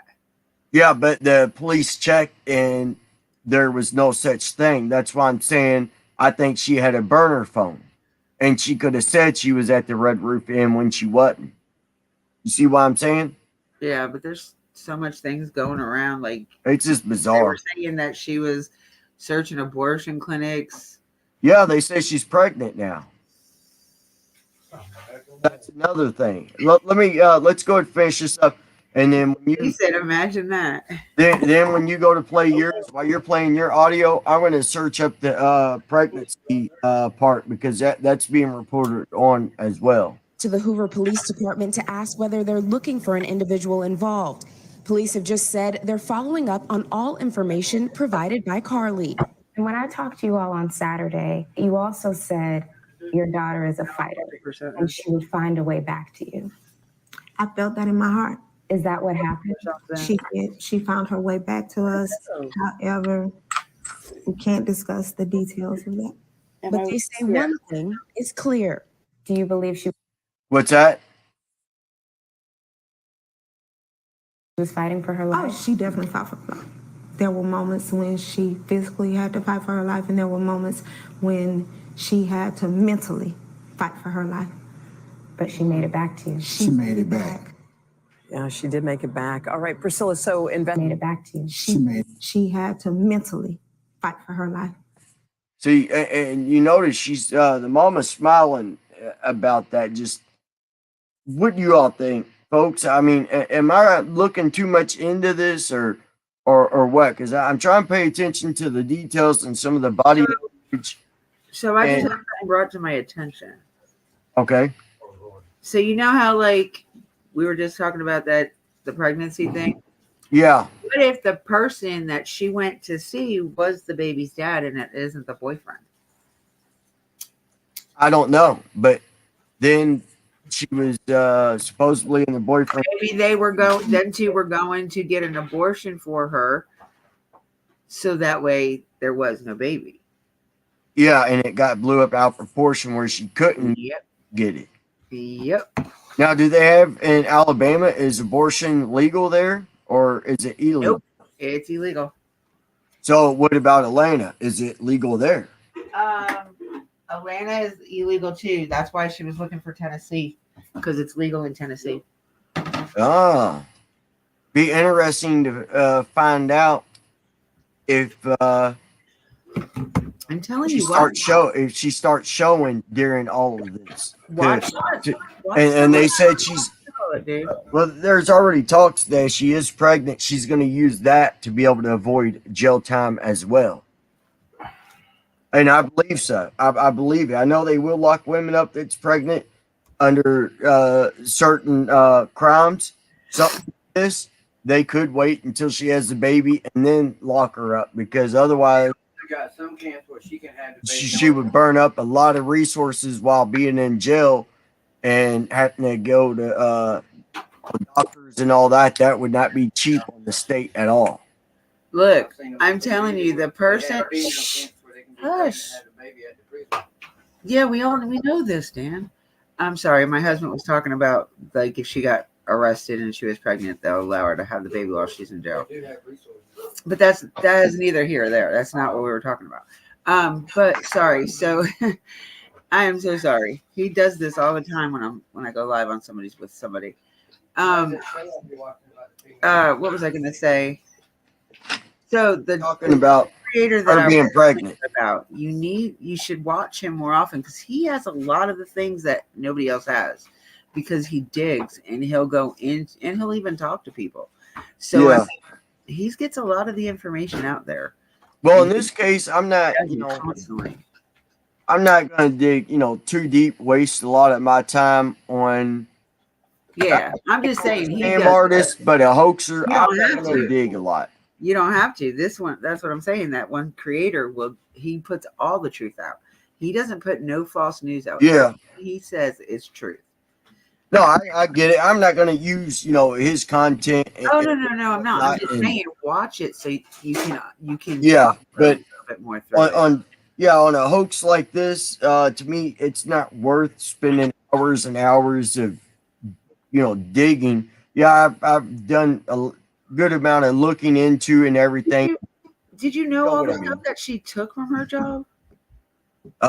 She took money, supposedly money, a bathrobe, toilet paper, and there's something else I believe she took, but no, that was it. It was the robe, the toilet paper, and supposedly the money. That makes sense. Like I said, she needed toilet paper because she is full of crap. She took the money. Let's finish this. She made it back to you. She made it back. Yeah, she did make it back. All right, Priscilla, so investigators are obviously busy on this case. What are they looking into going forward? Yeah, Hoda, right now they're analyzing that initial 911 call and also that traffic cam video showing that car driving on the interstate very slowly with its flashers on, believed to be CARLEE's car. And of course, they're looking at the evidence from the crime scene, including the car and her cell phone, which was found on the roadway nearby. Police say that they have been able to account for all of her steps leading up to her disappearance, but those 48 hours when she was gone still remain a mystery. Hoda? Yeah, leaving behind. Yeah, I mean, it's a mystery, all right, because she set all this up.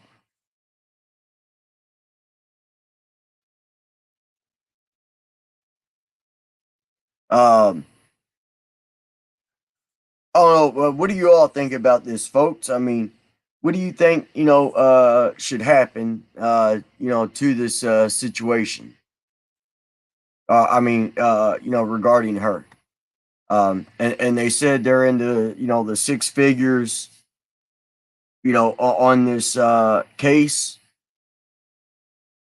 and turns out, she created the whole story. And, like Dippy said, really good point that she could have done this because she is pregnant and she had plans on skipping town to go to a state where she could get the abortion without her parents knowing. And she could have played it off that, she was kidnapped, but the truth was still going to come out on it because the abortion clinic would have been like, wait a minute, she wasn't missing, she was here. The abortion clinic, their hands would have been tied. They'd had to admit that, yeah, she was here.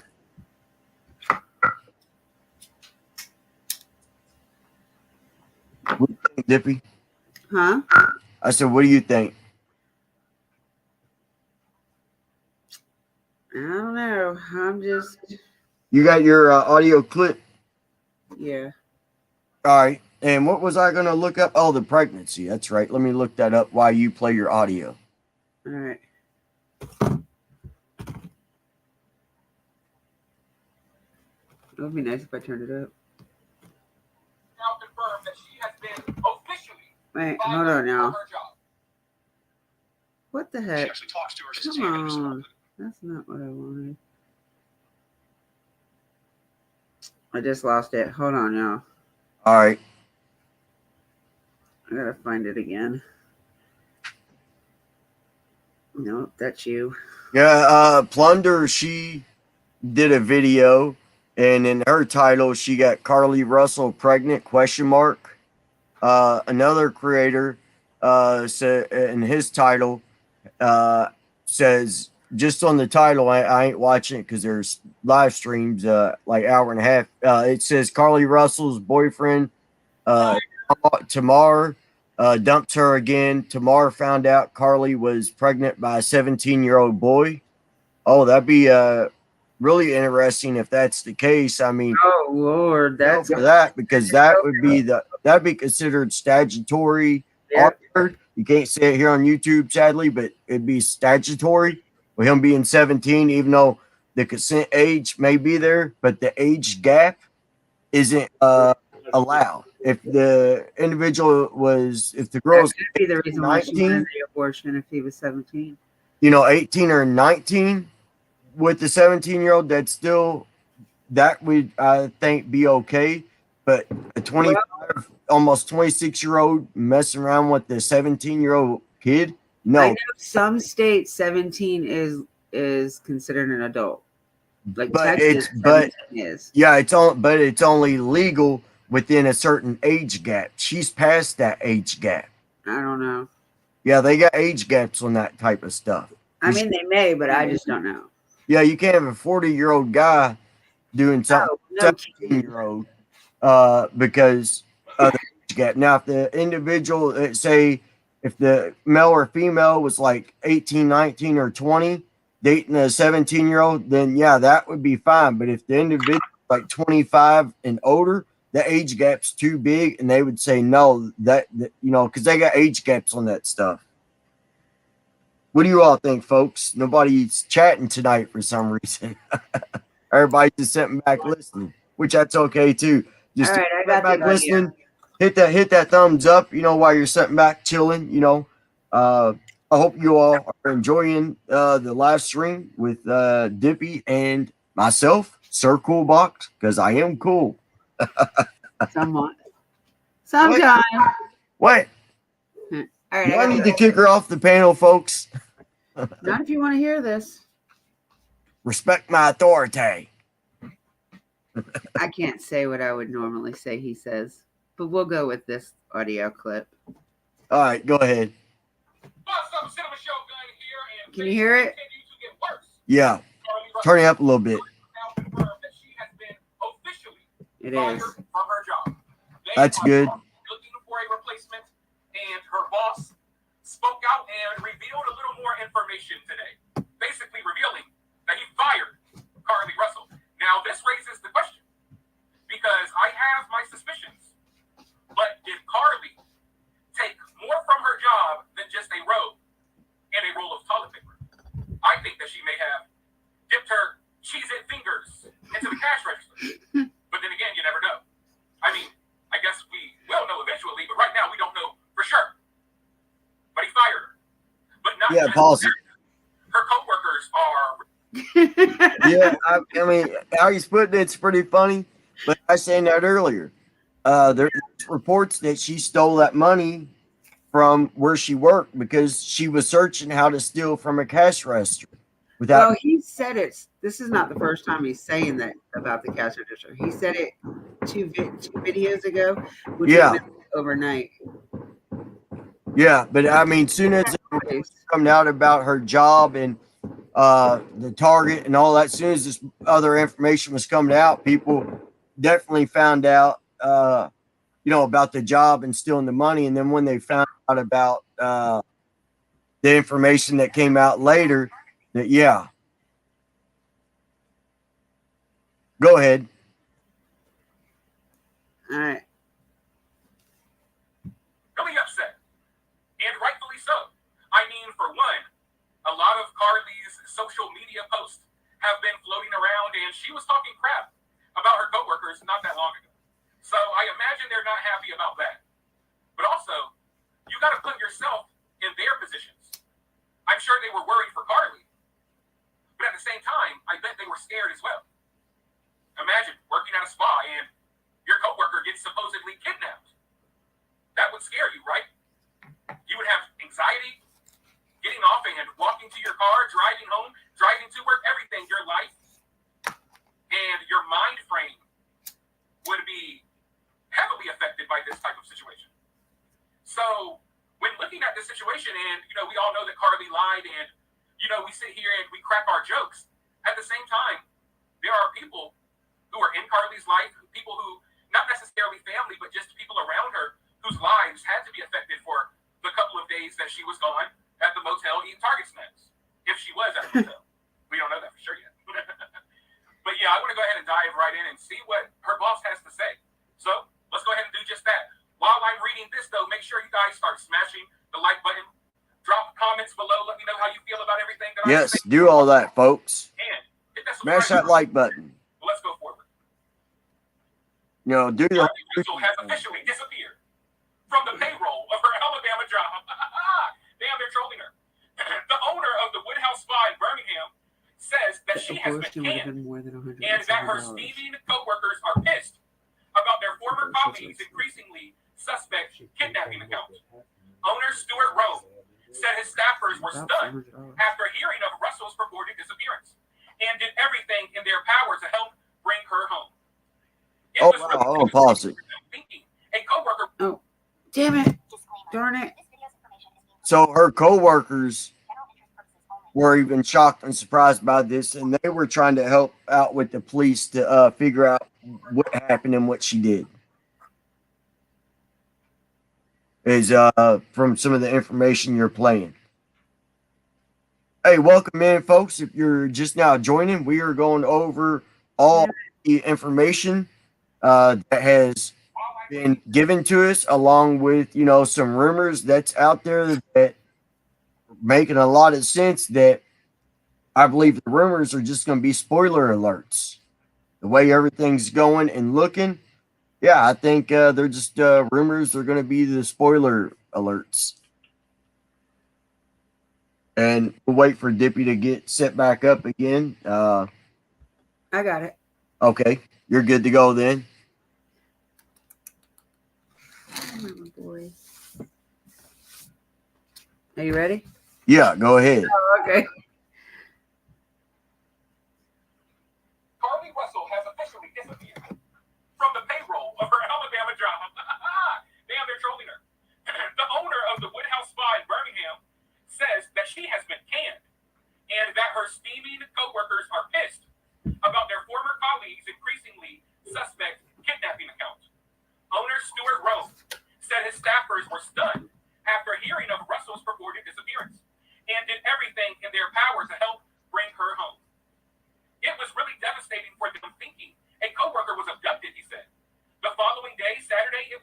busiest day of the week, and they had to plug along and work in the off times, pass out flyers and other things. But since Russell abruptly resurfaced, police have revealed that she had searched for bus ticket prices and movies about kidnapping on the day she disappeared, drawing mounting skepticism over her account. Oh yeah, pause it. Concern also started to. Yeah, that reminds me. Yeah, she searched up that movie Taken, and she had it listed somewhere that was found out that Taken was her favorite movie. Now, I'm not big on movies, so you all need to let me know, is part of her scheme, is that something that is within that movie? Which No, because if I'm that movie is talking about no, kidnapping that or something. movie is where a kid is taken from her father, and her father goes across the world to rescue her. Okay, so but she goes with a friend on vacation, or she's going to school abroad, something like that, and she gets kidnapped from her room.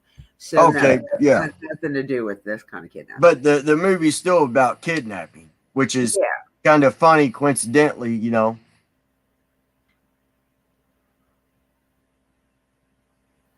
All right, go ahead. I thought that was interesting.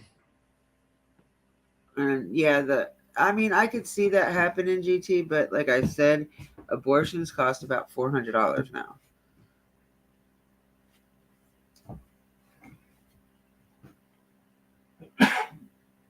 What is that? Taken.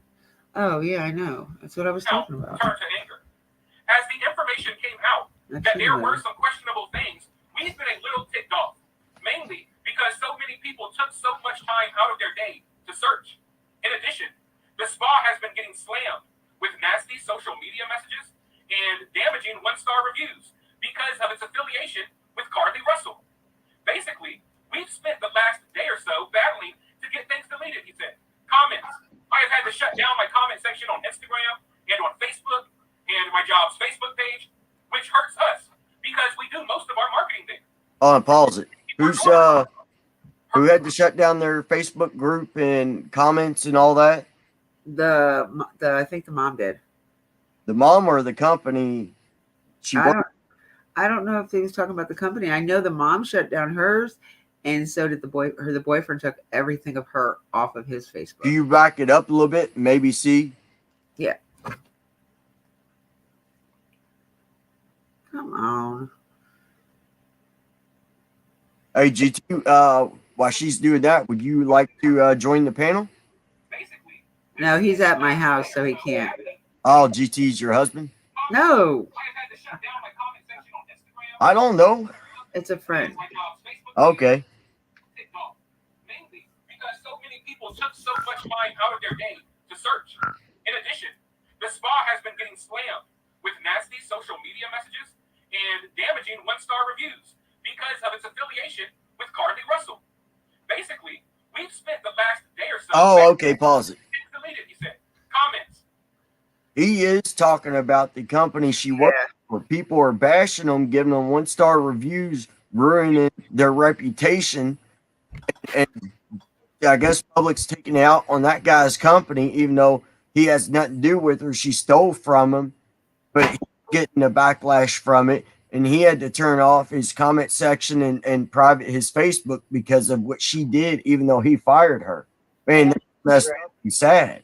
Why are people? I don't get why people are attacking that guy. That makes no sense to me. The dude fired her, and she stole from him. So why would they be giving him bad reviews and 1 stars? I'm baffled on that. I feel bad for that guy. You know. All right, go on. That's just wow. That's just wild.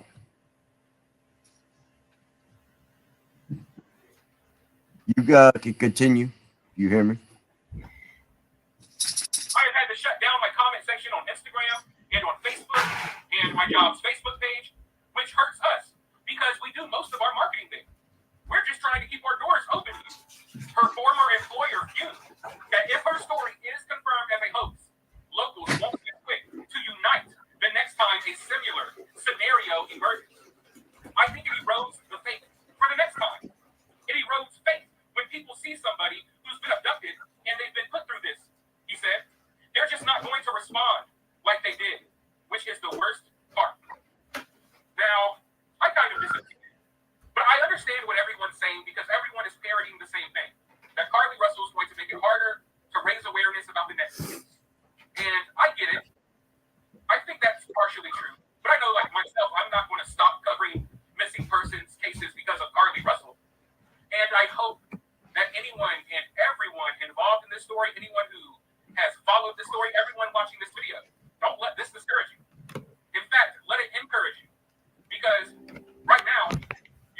Russell, yes, she was lying, right?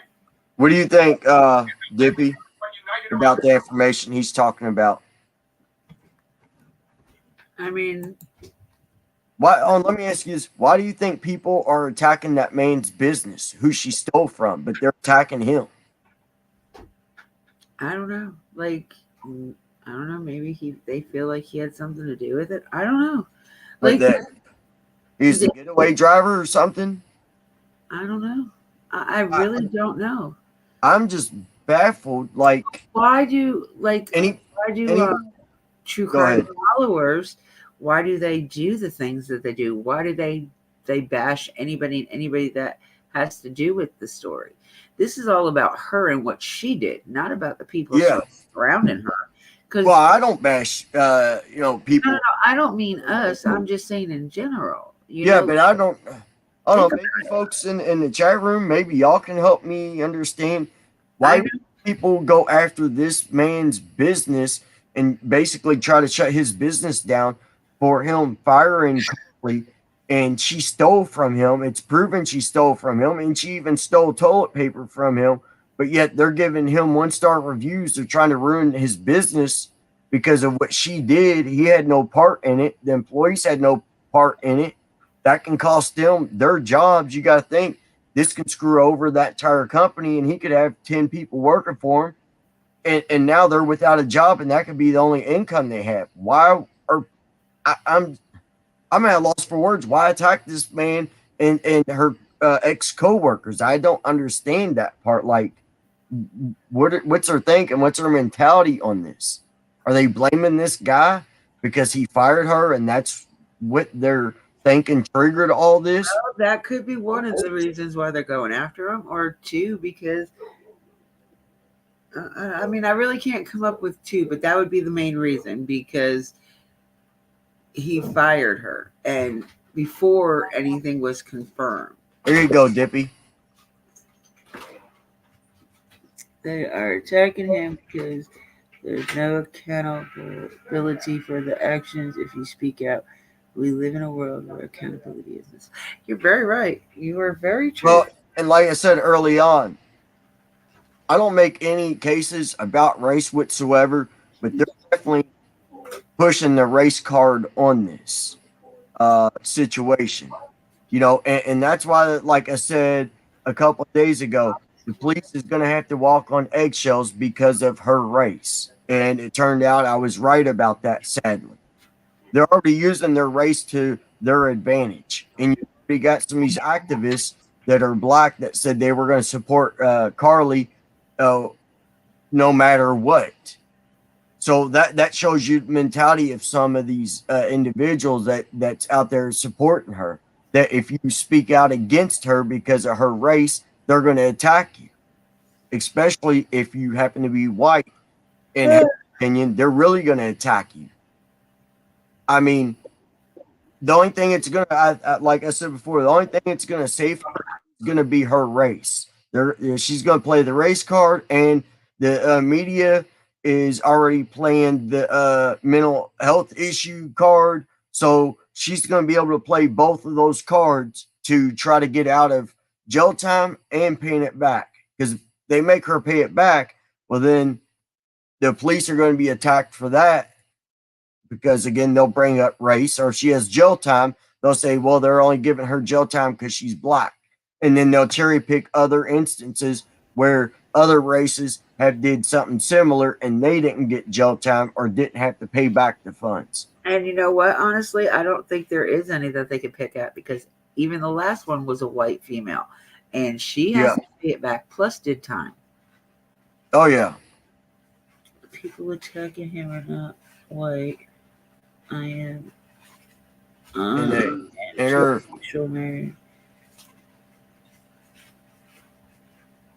Let me read this. Hold on. The people attacking him are. It's her community. I am in a interracial marriage and mixed kids. But just look at social media. The only ones really attacking her are her community. Not her, but her boss is what we're talking about. Yeah, well, I mean, everybody is, calling her out, no matter your race. Everybody's as they should, but we're talking about her boss and her boss's business. His business is being attacked for whatever odd reason. He's getting left 1-star reviews. He's being attacked on his social medias, his Instagram, where he does a lot of advertising, he said, and his Facebook. He had to shut both of those down because he's being attacked there. Then they went to the reviews on his business, and they just been bombarding him with 1-star reviews, which is can cost that man his business along with the employees. It cost them their job.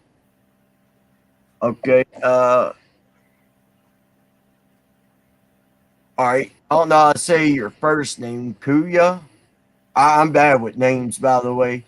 Just say Joey. Yeah, Joey. Joey said there will be no jail time and likely won't even be a court date. The DA here is corrupt. She does not prosecute if you are in a certain category. Washington is her name. You know what? I'm going to have to look into the DA. That's very interesting. I'm working on another case right now where I'm putting a lot of time and effort. And the DA and this other community, she is really, really corrupt. And yeah, I'm working on it. And, you know, hopefully, you know, that video goes over well because I'm putting in a lot of time. I've been working on it now for a little over a week, you know, of nonstop research. A little bit of 3 more Whatever minutes. is that the community is attacking anything related to her in this case. Okay, yeah, you're correct on that. Yeah, anybody she basically came in contact with, they're being attacked as well. I get it, which to me, I don't get. It doesn't make sense at all. You know, if it don't make sense, it don't make dollars, and none of this is making dollars. You got any more of the audio? Yeah, there's a little bit more, like 3 minutes left of it. All right, go ahead and roll it. Look at how quickly we spread the word. You know, regardless if CARLEE is lying or not, which we know she is, it doesn't change the fact that people mobilized quickly. And I think it should encourage everyone to keep doing the same thing moving forward. Because I can assure you that most of the time it's not a hoax. Most of the time it is not a hoax. And to be blunt, most of the time people don't come home alive. Okay? That's the reality of the situation. So I think everyone should take a deep breath and react accordingly. Don't allow something like this to discourage you from helping other families. But as far as this job goes, like I was saying earlier in the video, you know what CARLEE Russell did, it affects the people around her in different ways. Look at the job. Now the job is having to deal with nonsense because CARLEE wanted to go run off and have a weekend vacation and pretend that he was part of the taken. You know what I mean? Now the job has to suffer. Now everyone's going to ride past that spot and they're going to think of CARLEE Russell. They're not going to think of a relaxing time. So they're going to go right down to the next spot. His job, business, will be affected by this for a long time. He's going to have to try to figure out a way to pull himself out of this. CARLEE's co-workers, in their downtime, when they should be taking a break, taking a lunch break, they're out passing out flyers. When they get off work, they're joining the search teams. And they're searching for their co-worker who has been talking crap about them on Twitter, who was laid up somewhere in one of the robes from their job, eating snacks that she possibly paid for with, who knows? All right, pause it. Now that's messed up. So she's been talking crap about the coworkers, but yet the coworkers had enough respect and empathy towards her and her family that, you know, she's been talking crap about them. They're willing to take time out of their day to search for her, even though she's been bashing them. Yep. And she's the problem. You can obviously see that she's the problem. These people are probably nice, decent people, but she seems like she's the problem. You know, so she might have a mental defect after all. And you know, I heard that she's also failing her nursing school, which being reported as well that she's not passing in nursing, that she just lost her job. And basically everything in her life is falling apart, and she didn't want to disappoint her parents, so she pulled this stunt as a way out to get out of going back to school. And you know her parents are churchgoers, so you know that they're probably besides themselves if they didn't know about this. and they're just finding out. Like they're probably besides themselves. And I mean, even if they thought it was real, I still believe the mom didn't fully know, but I believe at some point in time, Carly did call her mom. She was okay, that nothing happened. Yes, and told her, and that's why her mom said she was at the Red Roof Inn. I believe he actually called from a burner phone. Like I said, she could have blocked the number when she called, but I could be wrong. I don't think I am. You can look at the mom's eyes in some of these interviews, and the mom's eyes are swelled from where it looks like she's been crying a lot. I don't think the mom fully. Or maybe she's crying because of how bad her daughter got the family, what she put her family through. Well, probably that as well. But I mean, just a bad situation overall, and now it gives her mom and dad a bad look and makes them Joey, like fools. You know, she embarrassed them. Some people lack the morals, and you know, you got to think she's only 25, so you got to think of the time she grew up in. She was born in the 90s, so but she grew up with all this technology. She knew exactly technology that's out there that they can trace you down pretty quickly and efficiently. You just gotta think about it. Like I said, she had to be born in the late 90s, so she was born. I think they said, late. I think they said like 97, 90, like 98. Something. So that was like right around the time I graduated high school, because I graduated either between 96 and 97. I just can never remember. She's born in 98. Yeah, so therefore, you know, she was born in a time when, you know, the morals were actually pretty much thrown out the door by that time. Not exactly. Not in all families. There's still a lot of morals, but it depends. She grew up where electronics. She doesn't look like she ever wanted for Jack growing up. No, unless her parents within like last 5-10 years just came into money from hard work. She looks like she was born with a silver spoon in her mouth.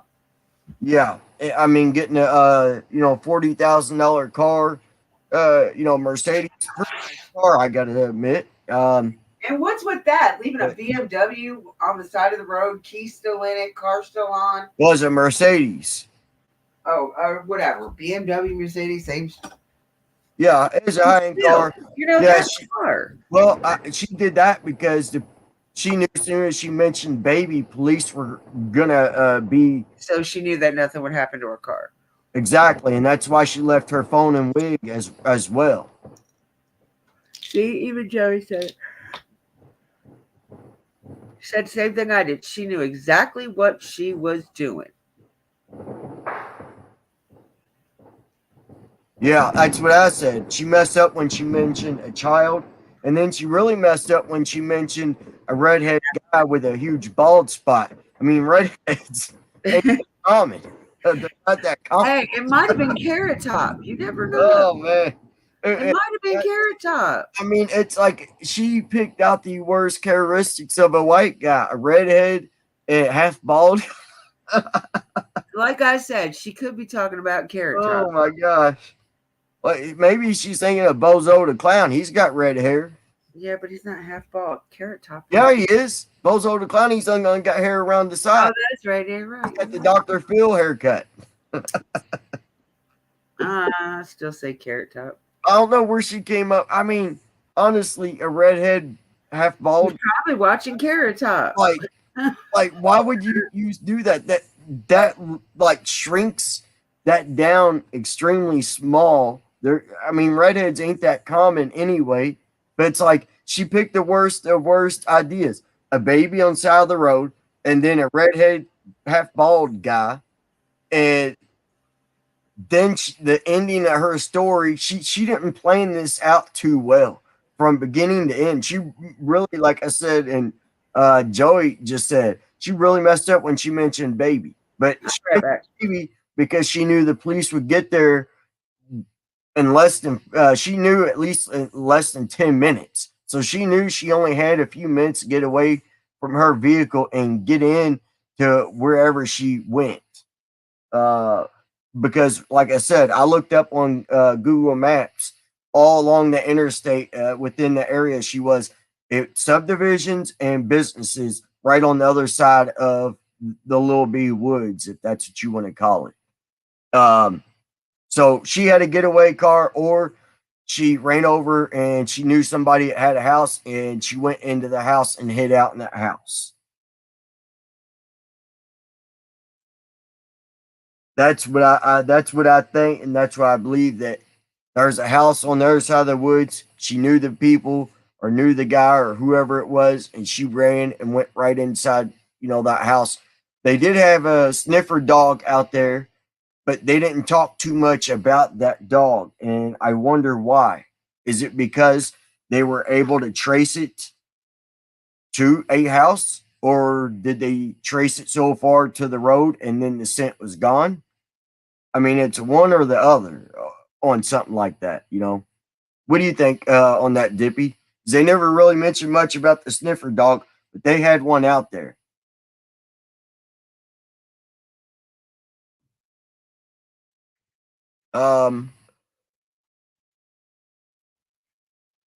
I want to thank you. I've watched so many channels, and all they do is make this a race issue. The police response, Alabama, everything is about race. Yeah. I mean, I don't care about race. I hate it when it's like all about race or forced to be race. Like I said earlier, yeah, the police department is having to walk on eggshells, sadly, because of her race, because it's going to be weaponized at some point. But the police went ahead and laid it out like they did, and that's why they kept saying it's the facts of the case. Because I think that guy in the purple suit knew that he possibly would get called out for some of the stuff, but when they realized it was her on the phone call and information they got from her, they knew they couldn't race card against him. I don't like that race card being played, no matter what your race is. It's sad and pathetic when anybody does it, white, black, whatever.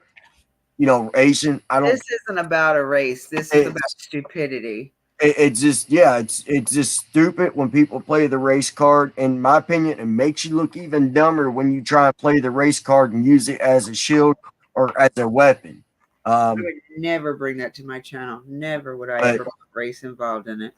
No, it's annoying when people do, and there's channels that they're all about that crap. That's them.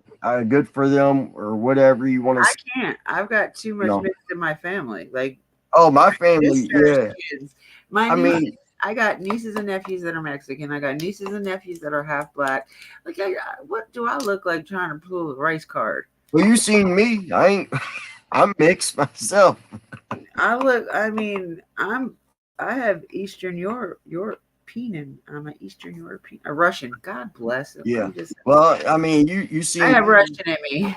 I mean, white, or some people like to say Caucasian and Indian, or white. Like to say Native American. You don't look no Indian. Maybe your hair, but that's about it. Yeah. I mean, you see me.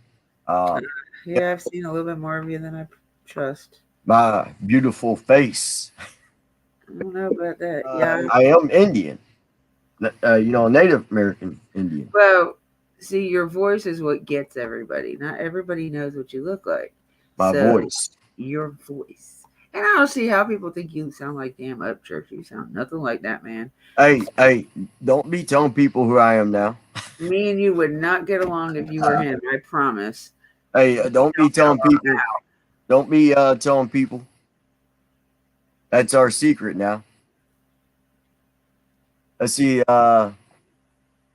Joey said the dog tracked her to the water in the drainage tunnel, then lost the track.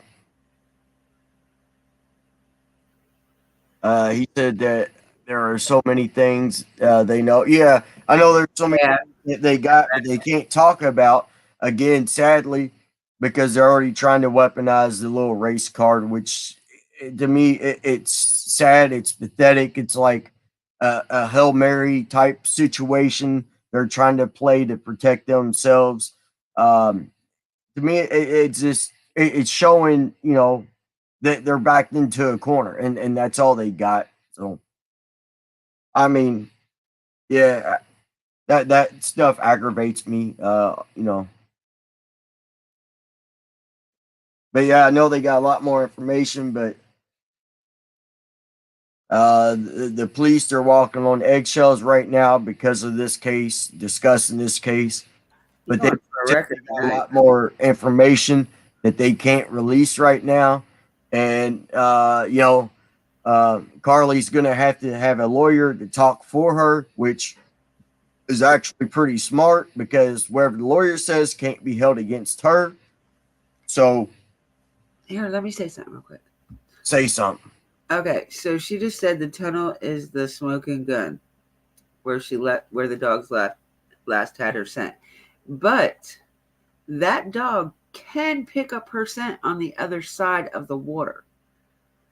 It just because they lose it in the water does not mean they will not pick it up on the other side. Yeah. I've seen a lot of cases come out like that. Well, it's not as strong once you go in the water and come back out. It's not as strong from what I Depending on understand. what dog it is that they have out there, because they have different types of dogs. They have the search and rescue. They have the cadaver. They have a drug dog. But my thing is, I would have a cadaver dog out there because they can smell scent whether it's in water or on land. So they can still have the scent dog with her scent searching for her body, whether it's cadaver or not. But my thing, I would have a cadaver dog out there, not trying to find a deceased person, but to pick up her scent whether it's in water or not.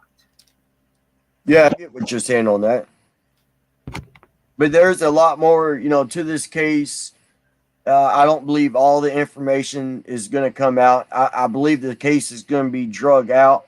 But like I was saying earlier, sadly, a lot of women are still going to be on alert. Like I was saying, if a vehicle breaks down and the father's out, say it's on the passenger side, and the father's out changing the tire, and they see one of the kids standing behind the vehicle or in front of the vehicle, some of these women are going to call the police, not even stop, and be like, hey, there's a child standing on the side of the road.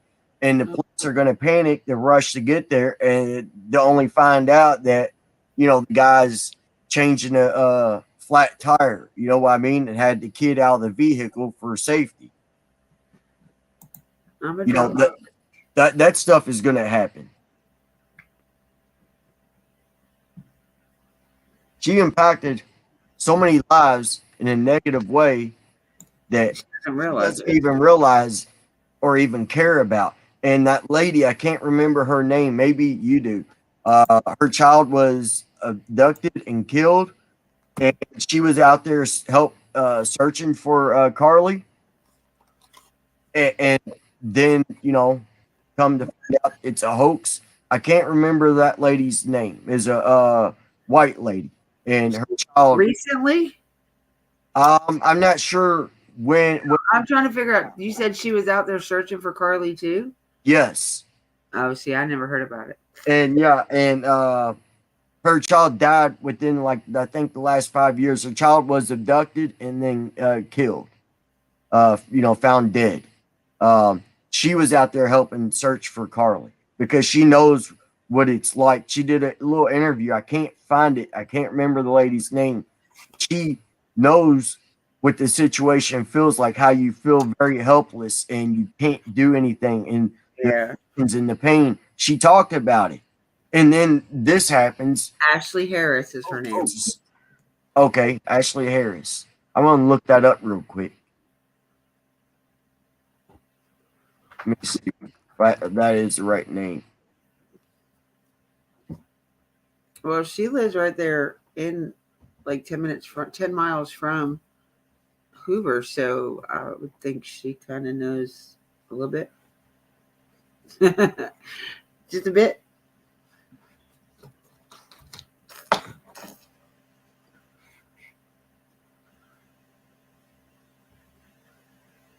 Ooh, that paranormal episode tonight was so good. Let's see. So good.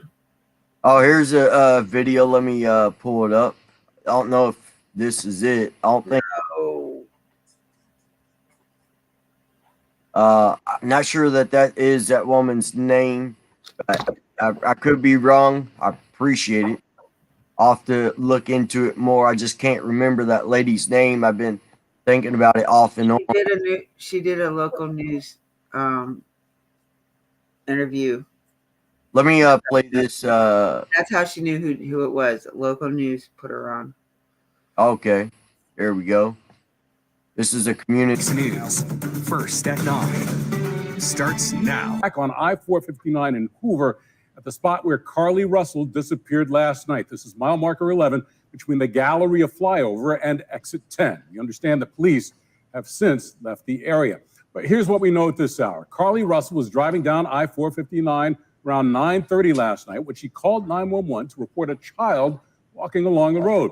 She also called her sister-in-law to report that she was stopping before she suddenly screamed and stopped talking. She hasn't been seen or heard from since, and Hoover police say one witness said they saw a possible gray vehicle with a man near the area, but beyond that, haven't revealed any other potential leads. That's the first time I heard that. No, I've heard that before. A man with a gray vehicle. Yeah. You know, that doesn't Area, but it doesn't mean it was right there where she stopped. It was just he was driving down the highway, and he just seen a male in a gray vehicle stopped. But it doesn't mean, he was in the same place. No, that's true. It was possible. So yeah, I was thinking a gray vehicle on the other side of the woods, but yeah, now I remember the gray vehicle did stop in front of her vehicle, is what they said at some point. But I don't see that happening at all in the video, because you see her vehicle there. Then, 3.5 minutes later, you see the police, and there was never a gray vehicle. It stopped in front of hers. She said that this one is from last week. This article. $25,000 reward has now been offered in this case. The ground search will pick back up again tomorrow morning. Of course, this is just an unimaginable time for her family and friends who are trying. Today, our Taylor Pollock was there, has more on how they're trying to keep their spirits up. Taylor? Yeah, that's right, Steve. Catherine, I spoke to several neighbors who live in CARLEE's Hoover neighborhood, and they tell me they're still just trying to come to grips with what's happened, as well as offer support to each other. Greg Danielson tells me. Okay, that is a weird cut from the news media. And he says he knows his daughter would feel compelled to do the same thing CARLEE did if she saw a child on the side of the road, and says this hits a little too close to home. He says while he himself is still trying to process what's happened in the last 24 hours, he's going to continue to offer support to his neighbors. That's a nice neighborhood. Did hug my daughter much tighter today. It just brings it so close to home that is this the neighborhood or neighbor of CARLEE Russell? So I'm assuming this is the neighborhood. Yeah, this is the neighborhood she lives in. That is a very nice upscale neighborhood. I wish I had lived in a neighborhood like that. Your houses are too close for me. Yeah, that is true. They are a little close. I like a little more. So she said the gray vehicle was broken down for a few days before this happened. So I think the Joey person is a guy, not a she. Oh, sorry. My bad. Yeah, I was wondering when you kept saying she. They said that gray vehicle was disabled on the side of the road. Yeah, it was abandoned days before. Okay. it's like, CARLEE is just like my Catherine. And that would. You hear the emotion in this man's voice. Look at what she did to this community. And they ain't gonna believe nothing this family has to say. This man is bothered. You can hear the emotions in his voice, and it's not even his daughter, but he's thinking of his own daughter.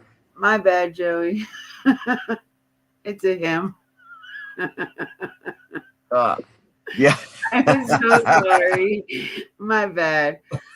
It's just habit. There we go. There you go, Dippy. I'll leave that up there for you. All right, but seriously, this guy right here, you back it up a second. Weighs heavy.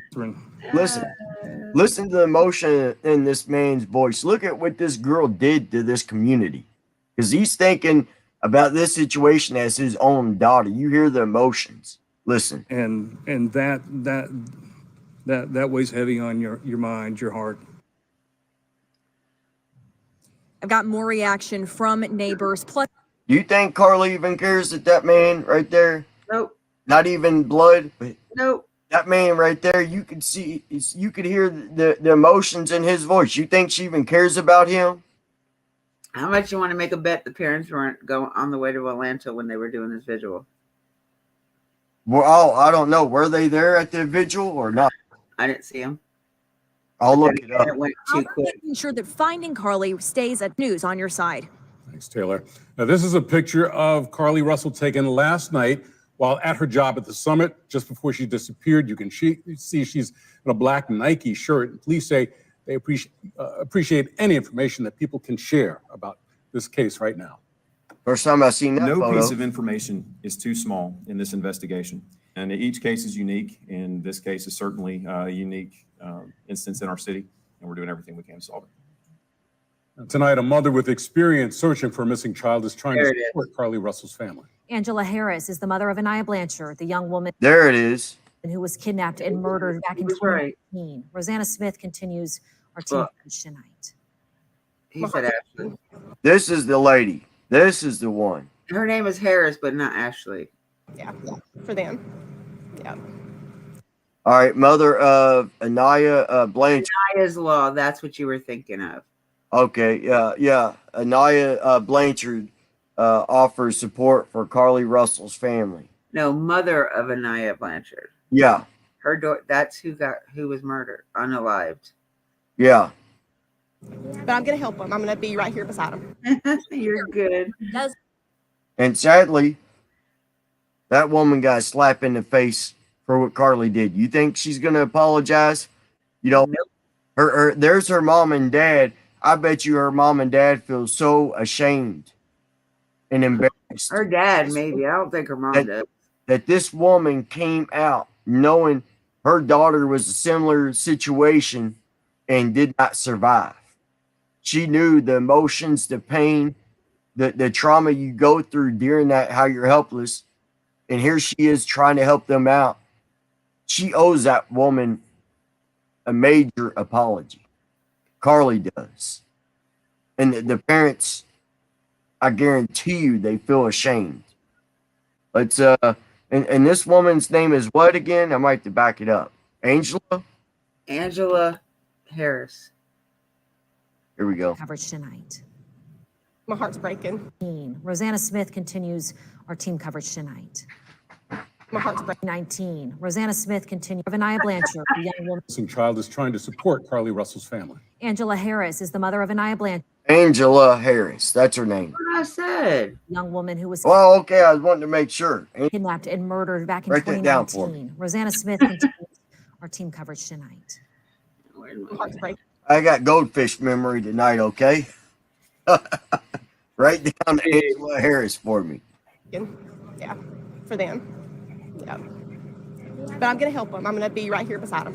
Angela Harris is among dozens of people who have come together to find 25-year-old Carlee Russell, who went missing Thursday night in Hoover on I-459 South near mile marker 11. It's hard.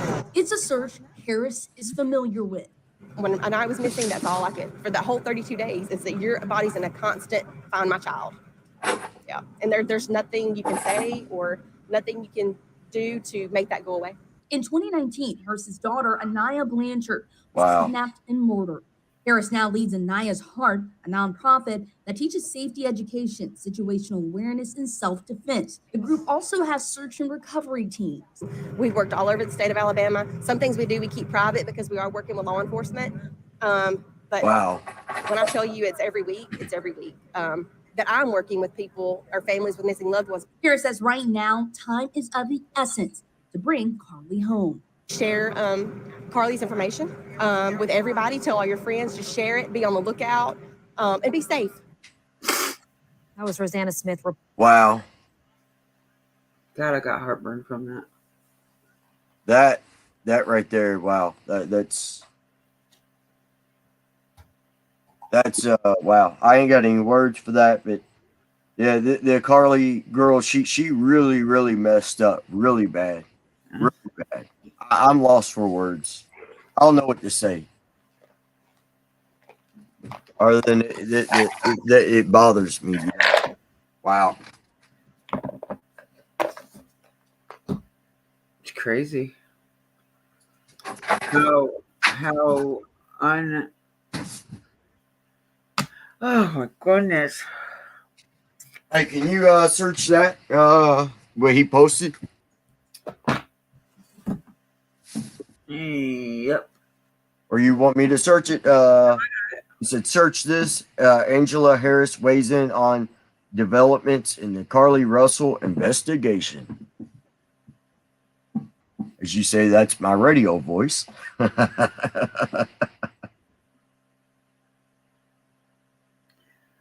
And then, obviously, when we do these, I got some other clips near the end of our stream that I'll add that will add, some laughter and whatnot from, some dumb criminals that do funny things on getting caught or catching themselves, basically, just to kind of lighten the mood and whatnot. Because, some of these cases, you need a little break and a little laughter, because some of these cases, especially the tragic cases, they can get to you, and you do need a little laughter. So I like adding some of those funny clips near the end just to kind of lighten the mood. All right.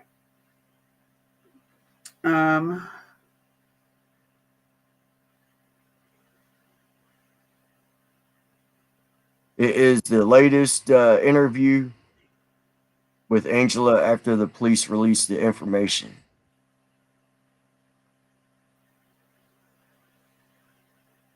Yeah, sounds off on police new evidence. All right, so it says, after leading the search in Alabama for Carlee Russell, Nia Blanchard's mother, Angela Harris, is speaking out following the press conference that revealed questionable details found on the Alabama native's phone during an ongoing investigation. You find the video? Is that what you're reading? It's not a video, it's just an article. Oh, I thought you were looking up the video. I was looking up where he said to look up. It's an article. He doesn't say article. He said search this. Yeah, and it comes up with a bunch of articles. Oh, type it in. Yes, I looked it up. As Glennatively reported yesterday, Hoover Police Department Chief Nick Durazzi shared some of the findings that did align with the story. The nursing student told police she returned home after vanishing for 2 days. All right, here we go. I got it. I'll play it. You know what? Dippy's out in the ozone tonight. I found. I'm man, going to throw my phone on my laptop, and I hope it breaks so I can't come back up with you. She calling a man a she, and she all over the place tonight. No, you're giving me heartburn. Oh, I didn't look for it on YouTube. I just Googled it. Oh. Yeah, see, you just said it's on YouTube. And I said he, not she. I'm about to throw this phone at you. Oh, man. I'm about to block you on Instagram. Get with it, Willis. What you say, Willis? I'm going to block you on Instagram. Well, tomorrow marks 1 week since Carlee Russell returned to her Hoover home, sending a wave of relief rippling across the country. Yeah, hundreds of people formed search parties to find her after the 25-year-old vanished from the side of 459. Carlee told police that she was stopping for a child walking along the interstate. The latest revelations in this case have caused quite a stir of emotion throughout the country, especially for those directly involved in the search for Carlee. Our WBTM 13's Lisa Crane is live at Hoover's Public Safety Center. Lisa, you spoke to someone today who was a big part in that search. Yeah, Angela Harris is the mother of Anaya Blanchard, the 19-year-old who was abducted and murdered in 2019. Since her daughter's death, she started a nonprofit called Anaya's Heart. And one part of that nonprofit is organizing volunteers to search when there is a missing person. And they stepped in very quickly in the Russell case over the weekend. Now, we talked to her today, and she told me even knowing what we know now in this case, she wouldn't have done anything differently. She and her team of searchers had boots on the ground looking for CARLEE Russell hours after she disappeared. Their goal was to get CARLEE back safely, and that happened, she says. She understands the emotions many people have, though, right now, but she is happy with the end result. I understand why everyone's angry, and I get that. But my heart is being led in a different direction to know that there's something more going on that needs to be handled with care and delicately. And I think that I've been put in that place too as well. So I'm being still right now till I'm shown what it is I need to do further to help CARLEE and her family. Angela says she has continued to text CARLEE's parents since the press conference a couple of days ago, reached out to them to let them know she is there if they need her. Live in Hoover, Lisa Crane, WV. Interesting take. So she's kind of pushing the mental illness part as well. That's something that, you know, I don't agree with. I don't like. It's like they're setting up that approach to protect CARLEE from all the repercussions from everything that she did. You know, they're setting her up to, I guess, give her an out. You know, because there's, like I said, a few other news reports. I can't find them right now, but they're talking about schizophrenia. Let me see if I can't find that. Let me look it up.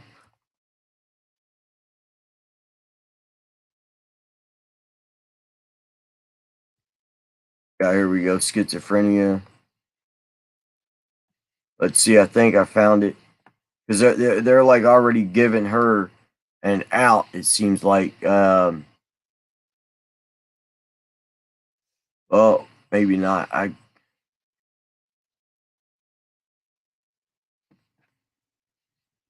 don't think.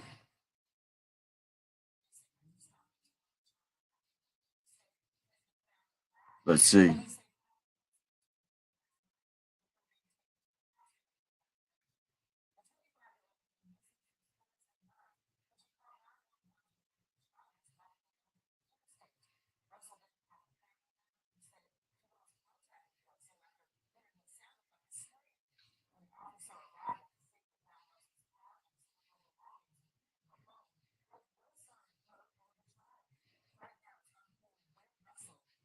All right, that's not it. Oh, yeah, I've heard that, Joey. CARLEE's parents have deleted all social media accounts as of today. Yeah, I've heard about that. The police have asked to speak with her again, but she has denied a second time. Of course, she's going to keep denying until they basically force her to try to talk, and then when that happens, her lawyer is going to be the one to speak, you know, for her. They're going to have to get her into that interrogation room. And then as soon as she says, I want my lawyer present, or I want a lawyer, then, you know, they got to stop the, you know, interview or interrogation, whatever you want to call it. But that's the move they're going to have to take. I can't seem to find, you know,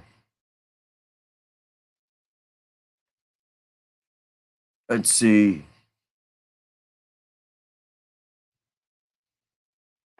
Okay, let's see. Yeah, I don't know that clip is. I remember I watched it.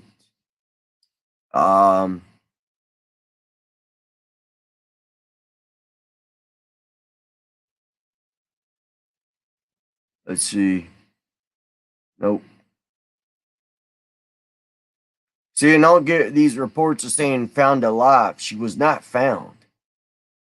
You know, so they're misinformation, as YouTube says they're, you know, about going after people, it's spreading misinformation or putting it out there. Well, you got Live Now from Fox. Their title is CARLEE Russell Found Alive. She wasn't found. You know, that's misinformation. But of course, if I had a title like that, they'd probably come after me. Yeah, I figured they already had a lawyer. They probably had a lawyer before CARLEE even got home. I believe CARLEE had a burner phone, and that's how she was able to contact her mother. And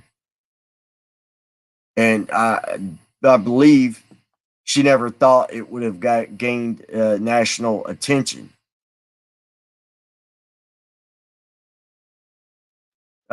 Interesting on this. This is how will CARLEE Russell's case affect future abduction cases? Let's take a one.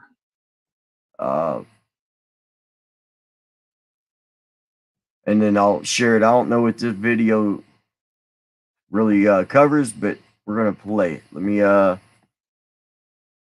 share it because I think Dippy's doing something right now, so we got this under control.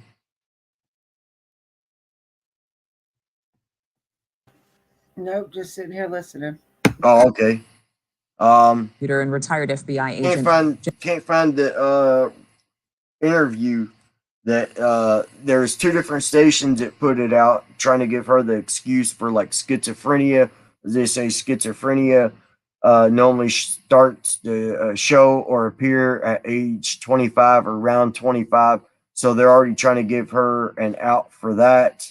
You know, they're definitely giving her out for some type of mental illness, which she's going to use to her advantage as well, obviously. Jennifer Coffindaffer. Jennifer, I've been looking at your commentary on Twitter in regard to this story. I listened to the 911 call, the original call where she says she sees this toddler that evening. Investigators plotting, or rather seeing that she traveled the length of 6 football fields, watching this baby without actually going and picking it up and putting it in her car like most people would to keep it from running into lanes of the interstate. How much does this jeopardize true abduction cases if in fact everything appears to be what it is, which is a falsehood? Well, Adrian, I'm so glad you asked that question because that's really where the harm comes in this situation. Obviously, there's been harm done to her family, to friends, to all of those searchers who looked. But now it just casts a shadow on all these cases, even more so. Oftentimes these missing cases aren't believed. They're thought to be runaways. And it's really just an epidemic of individuals who are missing in this country. And now we have another instance like a Sherry Papini that's been staged in a hoax. And so it's just awful news, Adrian, for the missing community. And you think about your own family members. You know, we all have someone in our lives who's gone through mental illness, struggles with drugs, addiction. See what I mean? And you think, okay, perhaps she had a lapse of judgment because of something else going on the inside of her. Perhaps there was something stressing her out so much that she had to, you know, embellish or exaggerate the details of what happened to her for it all to add up to this. But the fact that she had that Google history, it kind of makes you throw everything out. I totally agree. Yeah, I mean, I agree with this woman saying, but see, they're still trying to give her an out with mental illness. That right there is really aggravating and, you know, kind of disrespectful to people that have actual mental illness. Because if you got actual mental illness, it's not something you want to use as an excuse for reason why you did something. It's not like a label like, oh, I got a mental illness. You know, I had this, so that's why I did this. It's, you know, very disrespectful to act like you got a mental illness just to blame it on that when people actually have mental illness probably wish they never had it because they're stuck on medications and all that, you know. It's not just something to, you know, like a shirt you could just put on one day like, yeah, I got, mental illness, and then you get home and you can take that shirt off. Now you no longer have mental illness. It's not something you just wear or a title you can just claim. But that's how they're presenting it. But then what she says here at the end, that she throws all that out the window because of all the information that's came out about her web search and all that. Listen to this. It kind of, but the fact that she had that Google history, it kind of makes you throw everything out. I totally agree. I agree with that part. To me, from that press conference, the big takeaway was the planning. This had been going on for at least a couple of days, all of these searches that they revealed. So it was clear to me this was well planned and well thought out. I think even the fact that she went and got food at a restaurant, but then got snacks at the Target, kept the food in the car from the restaurant to look like she was taken, but took the snacks because she was hungry. It was just, planned out. I'm not even going to say well planned out, but certainly planned out. It sounds like some tomfoolery and some foolishness, but I have to ask you, in your experience, what would police need to do to really decide this was all a hoax, this was a scam? We're still waiting for some indication that they can verify any part of her story. Do they have enough evidence now to say, indeed, we need to charge her with something? I don't think right now, even though I think that certainly there's probably probable cause, but they're going to want to be able to, before they go to that grand jury, before they charge, have a beyond a reasonable doubt case. So what they're going to do is take that ring camera footage from where she approached her home, and they're going to work backwards, Adrian, looking at the footage. Where did she come from? Was she dropped off? And they're going to be able to put together this picture of where she was those 2 days. And I think when they finish that, we're going to see charges. We're going to see false statements. We're going to see false reporting. And they're going to add up the dollars that were used to find her, Adrian. They're going to, I've been a part of these adding all. Yeah, I'll pause it for a second. I want to see those home security footage, whether it's Ring or just private security footage that the police have gotten, from the neighborhood. I hope that when the police get it all put together, they said they're going to release it. I hope they actually release it, because I want to see the video, just so we can, y'all can call me cruel, whatever, so we can laugh at her walking normal. And then when she gets closer to her parents' house, all of a sudden she's all slumped over and walking with a limp and all that, and acting like her arm ain't moving, is how some people have described it. How some people know what this footage looks like, I'm not quite sure. I don't know if they've seen it somewhere else or if it's just from articles, but that's how it's being described, that she's walking normal until she's like two or three houses from her house. And then she's walking, slumped over with a limp and her arm just hanging down, not like working, Of the federal and state and local resources, they're going to get a number on this, and I think we'll see that number. Yeah, tens of thousands of dollars likely spent in searching for a woman who may not have ever been lost or in danger at all. Jennifer Coffindaffer. No, she was never likely. See, you're trying to go along with it, give her an out, and then you're trying to play good cop and bad cop at the same time. Lady, you can't do that. You pick a lane and stay in it. Either you want to play the good cop and say, well, she possibly had a mental illness. Well, she was possibly likely missing. No, she never was. You can't play both sides of the coin on this. The facts are the facts. Facts are no mental illness. The facts are she was not missing or abducted. Fact is, she did this all on her own. You even admitted from the Google search, but you're trying to play good cop, bad cop all in one time. You can't. It makes no sense. You can't do that. It don't work. And these people aggravate. Thank you so much for being with us. We'll continue to watch this case. Thank you, Adrian, for having me. Absolutely. Thank you for. All right, Dippy, we're going to get ready and wrap this up. Let me find one of the funny videos I got. Let's see. Are you there, Dippy? Hello. Let's see. I think it was in here. Yeah, here it is. Okay, this is gonna be.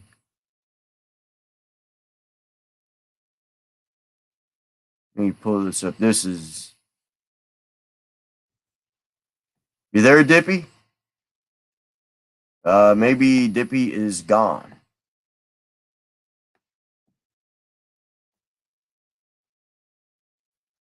Okay, I guess sorry. I guess Dippy is gone. We're gonna play this next clip. It's gonna, it is funny and interesting, while at the same time, yeah, it's serious. Nobody got hurt, anything like that. In this case, you probably could say mental illness or a mental breakdown. But I mean, like I said, nobody got hurt or anything. That's why I'm saying, it is funny, and it's funny because of how the reporters reacted to it. So not sure what happened to Dippy, but we're gonna carry on. So let me share this, and let's see what you all think about this this clip. All right, we'll get ready and play it because it's interesting. It took more than 5 hours and 50 miles to stop the flight of terror over Tupelo, Mississippi. I can't advise that they had the subject at gunpoint. It all ended in a deserted field where officials took 29-year-old Corey Patterson into custody hours after they say he stole a twin-engine plane from the Tupelo Regional Airport and threatened to crash it into a local Walmart. He is an employee of Tupelo Aviation and has been for 10 years. He fuels the aircraft. It started just after 5 a.m. when Patterson called officials from the sky to say he was targeting the store. That set off a wave of evacuations. Businesses, homes, entire streets cleared. This map shows the plane's erratic flight path. How widespread was this threat? Well, a twin-engine aircraft, fully fueled, this went beyond Tupelo. This is all of North Mississippi, South Tennessee. This plane could have gone anywhere. Officials spent hours negotiating with Patterson by cell phone, at one point convincing him to land, but say Patterson, who had flight instruction, but who officials believe was not a licensed pilot, did not know how. There were two pilots working together as a team, and they were literally in direct contact with him and had him lined up. He was on his final approach, had gears down, everything looked great. He was going to be able to land that aircraft. But just 100 feet from the ground, the chief says Patterson changed his mind and kept flying for another 2 hours. Around 9:30 a.m., he posted this Facebook message from the air. "Sorry, everyone. Never actually wanted to hurt anyone. I love my parents and sister. This isn't your fault. Goodbye." Less than an hour later, officials say, with fuel running low, Patterson landed in this field. Tonight, he is facing multiple charges, including grand larceny and terroristic threats, after a frightening morning for thousands on the ground. Basically, it was a flying bomb with a lot of fuel in it. An airplane like that crashing into a building or around. We're talking about evacuations. We're talking about rerouting people on their travel. This might not be the one I was thinking of with the commentator. Like I said, this situation was serious, but nobody got hurt. His commentator was kind of funny. We'll go ahead and finish playing this out. I think I got the other one saved as well. I'll have to see. But I mean, he was threatening to target Walmart for whatever reason. And somehow this guy stole the plane without knowing how to actually fly an airplane, which I find very interesting. Must not be very hard to fly an airplane, it seems. Because you hear about airplanes getting stolen a little too often. I mean, they don't happen all the time, but seems like they're happening too often. We also are talking about shutting down festivities that were taking place in the city. Spun girl. Not the mental illness again, please. That girl don't have mental illness. She's a spoiled brat who lost her job, who was doing bad in nursing school, whose boyfriend broke up with her. She intentionally pulled this stunt. She's having mental illness. She wouldn't have done all these searches that she done on Google, how to steal money from a cash register, how to go, how to be kidnapped, how to make yourself disappear. She wouldn't have done all this research and planning if it was in fact true mental illness. And if she was having mental illness problem, when they took her to the hospital, they would have put her on a 72-hour hold if they thought she was having some type of mental illness or a threat to herself or others. They didn't feel that at all. And she was in the hospital for hours, for about a day. So they evaluated her mentally and basically concluded that she was fine. So it's no mental illness on CARLEE's mental health. She's mentally fine. She just mentally screwed up, obviously, from her actions that she did intentionally. Somebody having a true mental illness and breakdown would not sit there and research all types of stuff like this. They wouldn't go to the lengths that she went to on searching all of it. Somebody having a mental illness like that, they would just go out and do it and try to figure out as they go on. They wouldn't be sitting there searching for days on how to basically try to disappear yourself like she did. So it literally impacted tens of thousands of people. And Blaine joins us now from Tupelo. Blaine, do police have any motive? Jose, they do not know why he did this. I talked with the chief and he says that through... All right, let me find let's see.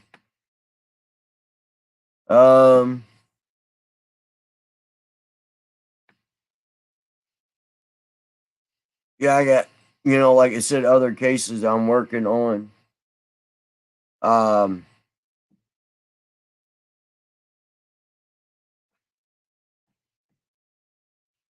Let's see. Let me give me just a second, folks. I'll find what I'm looking for.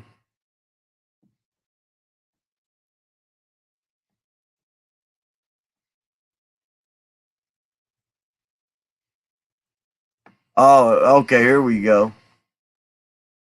Y'all would like this. This one is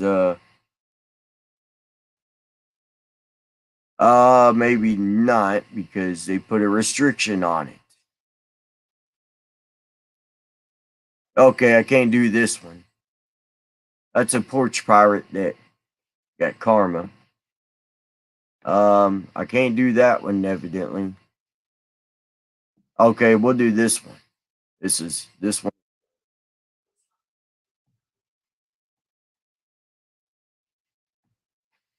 All right, hold on. All right, let me share it. Again, Dippy is MIA. Welcome to the stream. If you're just now getting here, we're just showing some other videos to kind of lighten the mood. What we're doing. So let me see. I'll get ready and play this in just a second. All right, here we go. Arthur and Dorset. What's going on? What's up? What's up, bro? Man, I don't know what happened to it. What do you mean? I don't know what happened to it.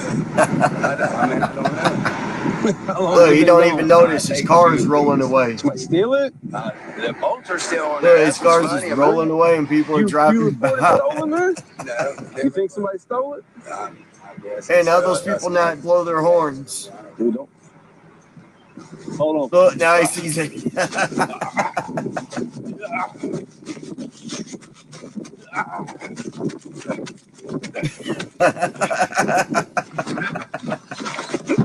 Oh man.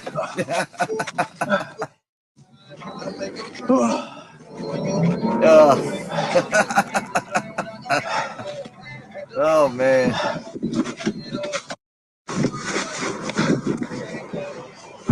Woo! So like that's happened to him a few times. Don't happen every day. Never happened before, but thank God. Yeah, man. He played out like it never happened. You guys got an idea? I'll get you out of here.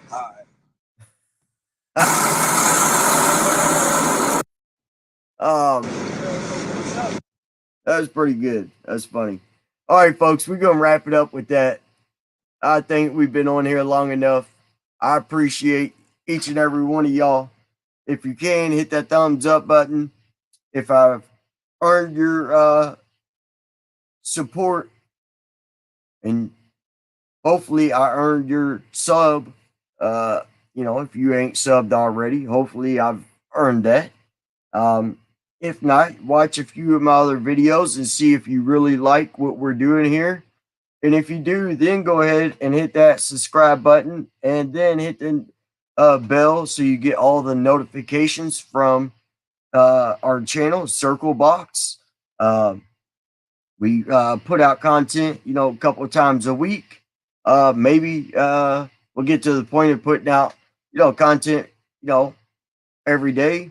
But we'll see. We're slowly working on it, building the channel back up because I had to, take a break for a little while, personal reasons that went on. So, but now we're back. Things are going good, and I support y'all. Y'all support me, That's all really matters. Keep supporting, and I'll keep supporting y'all. Till then, I'll see y'all on the next one. And as always, God bless and bless others.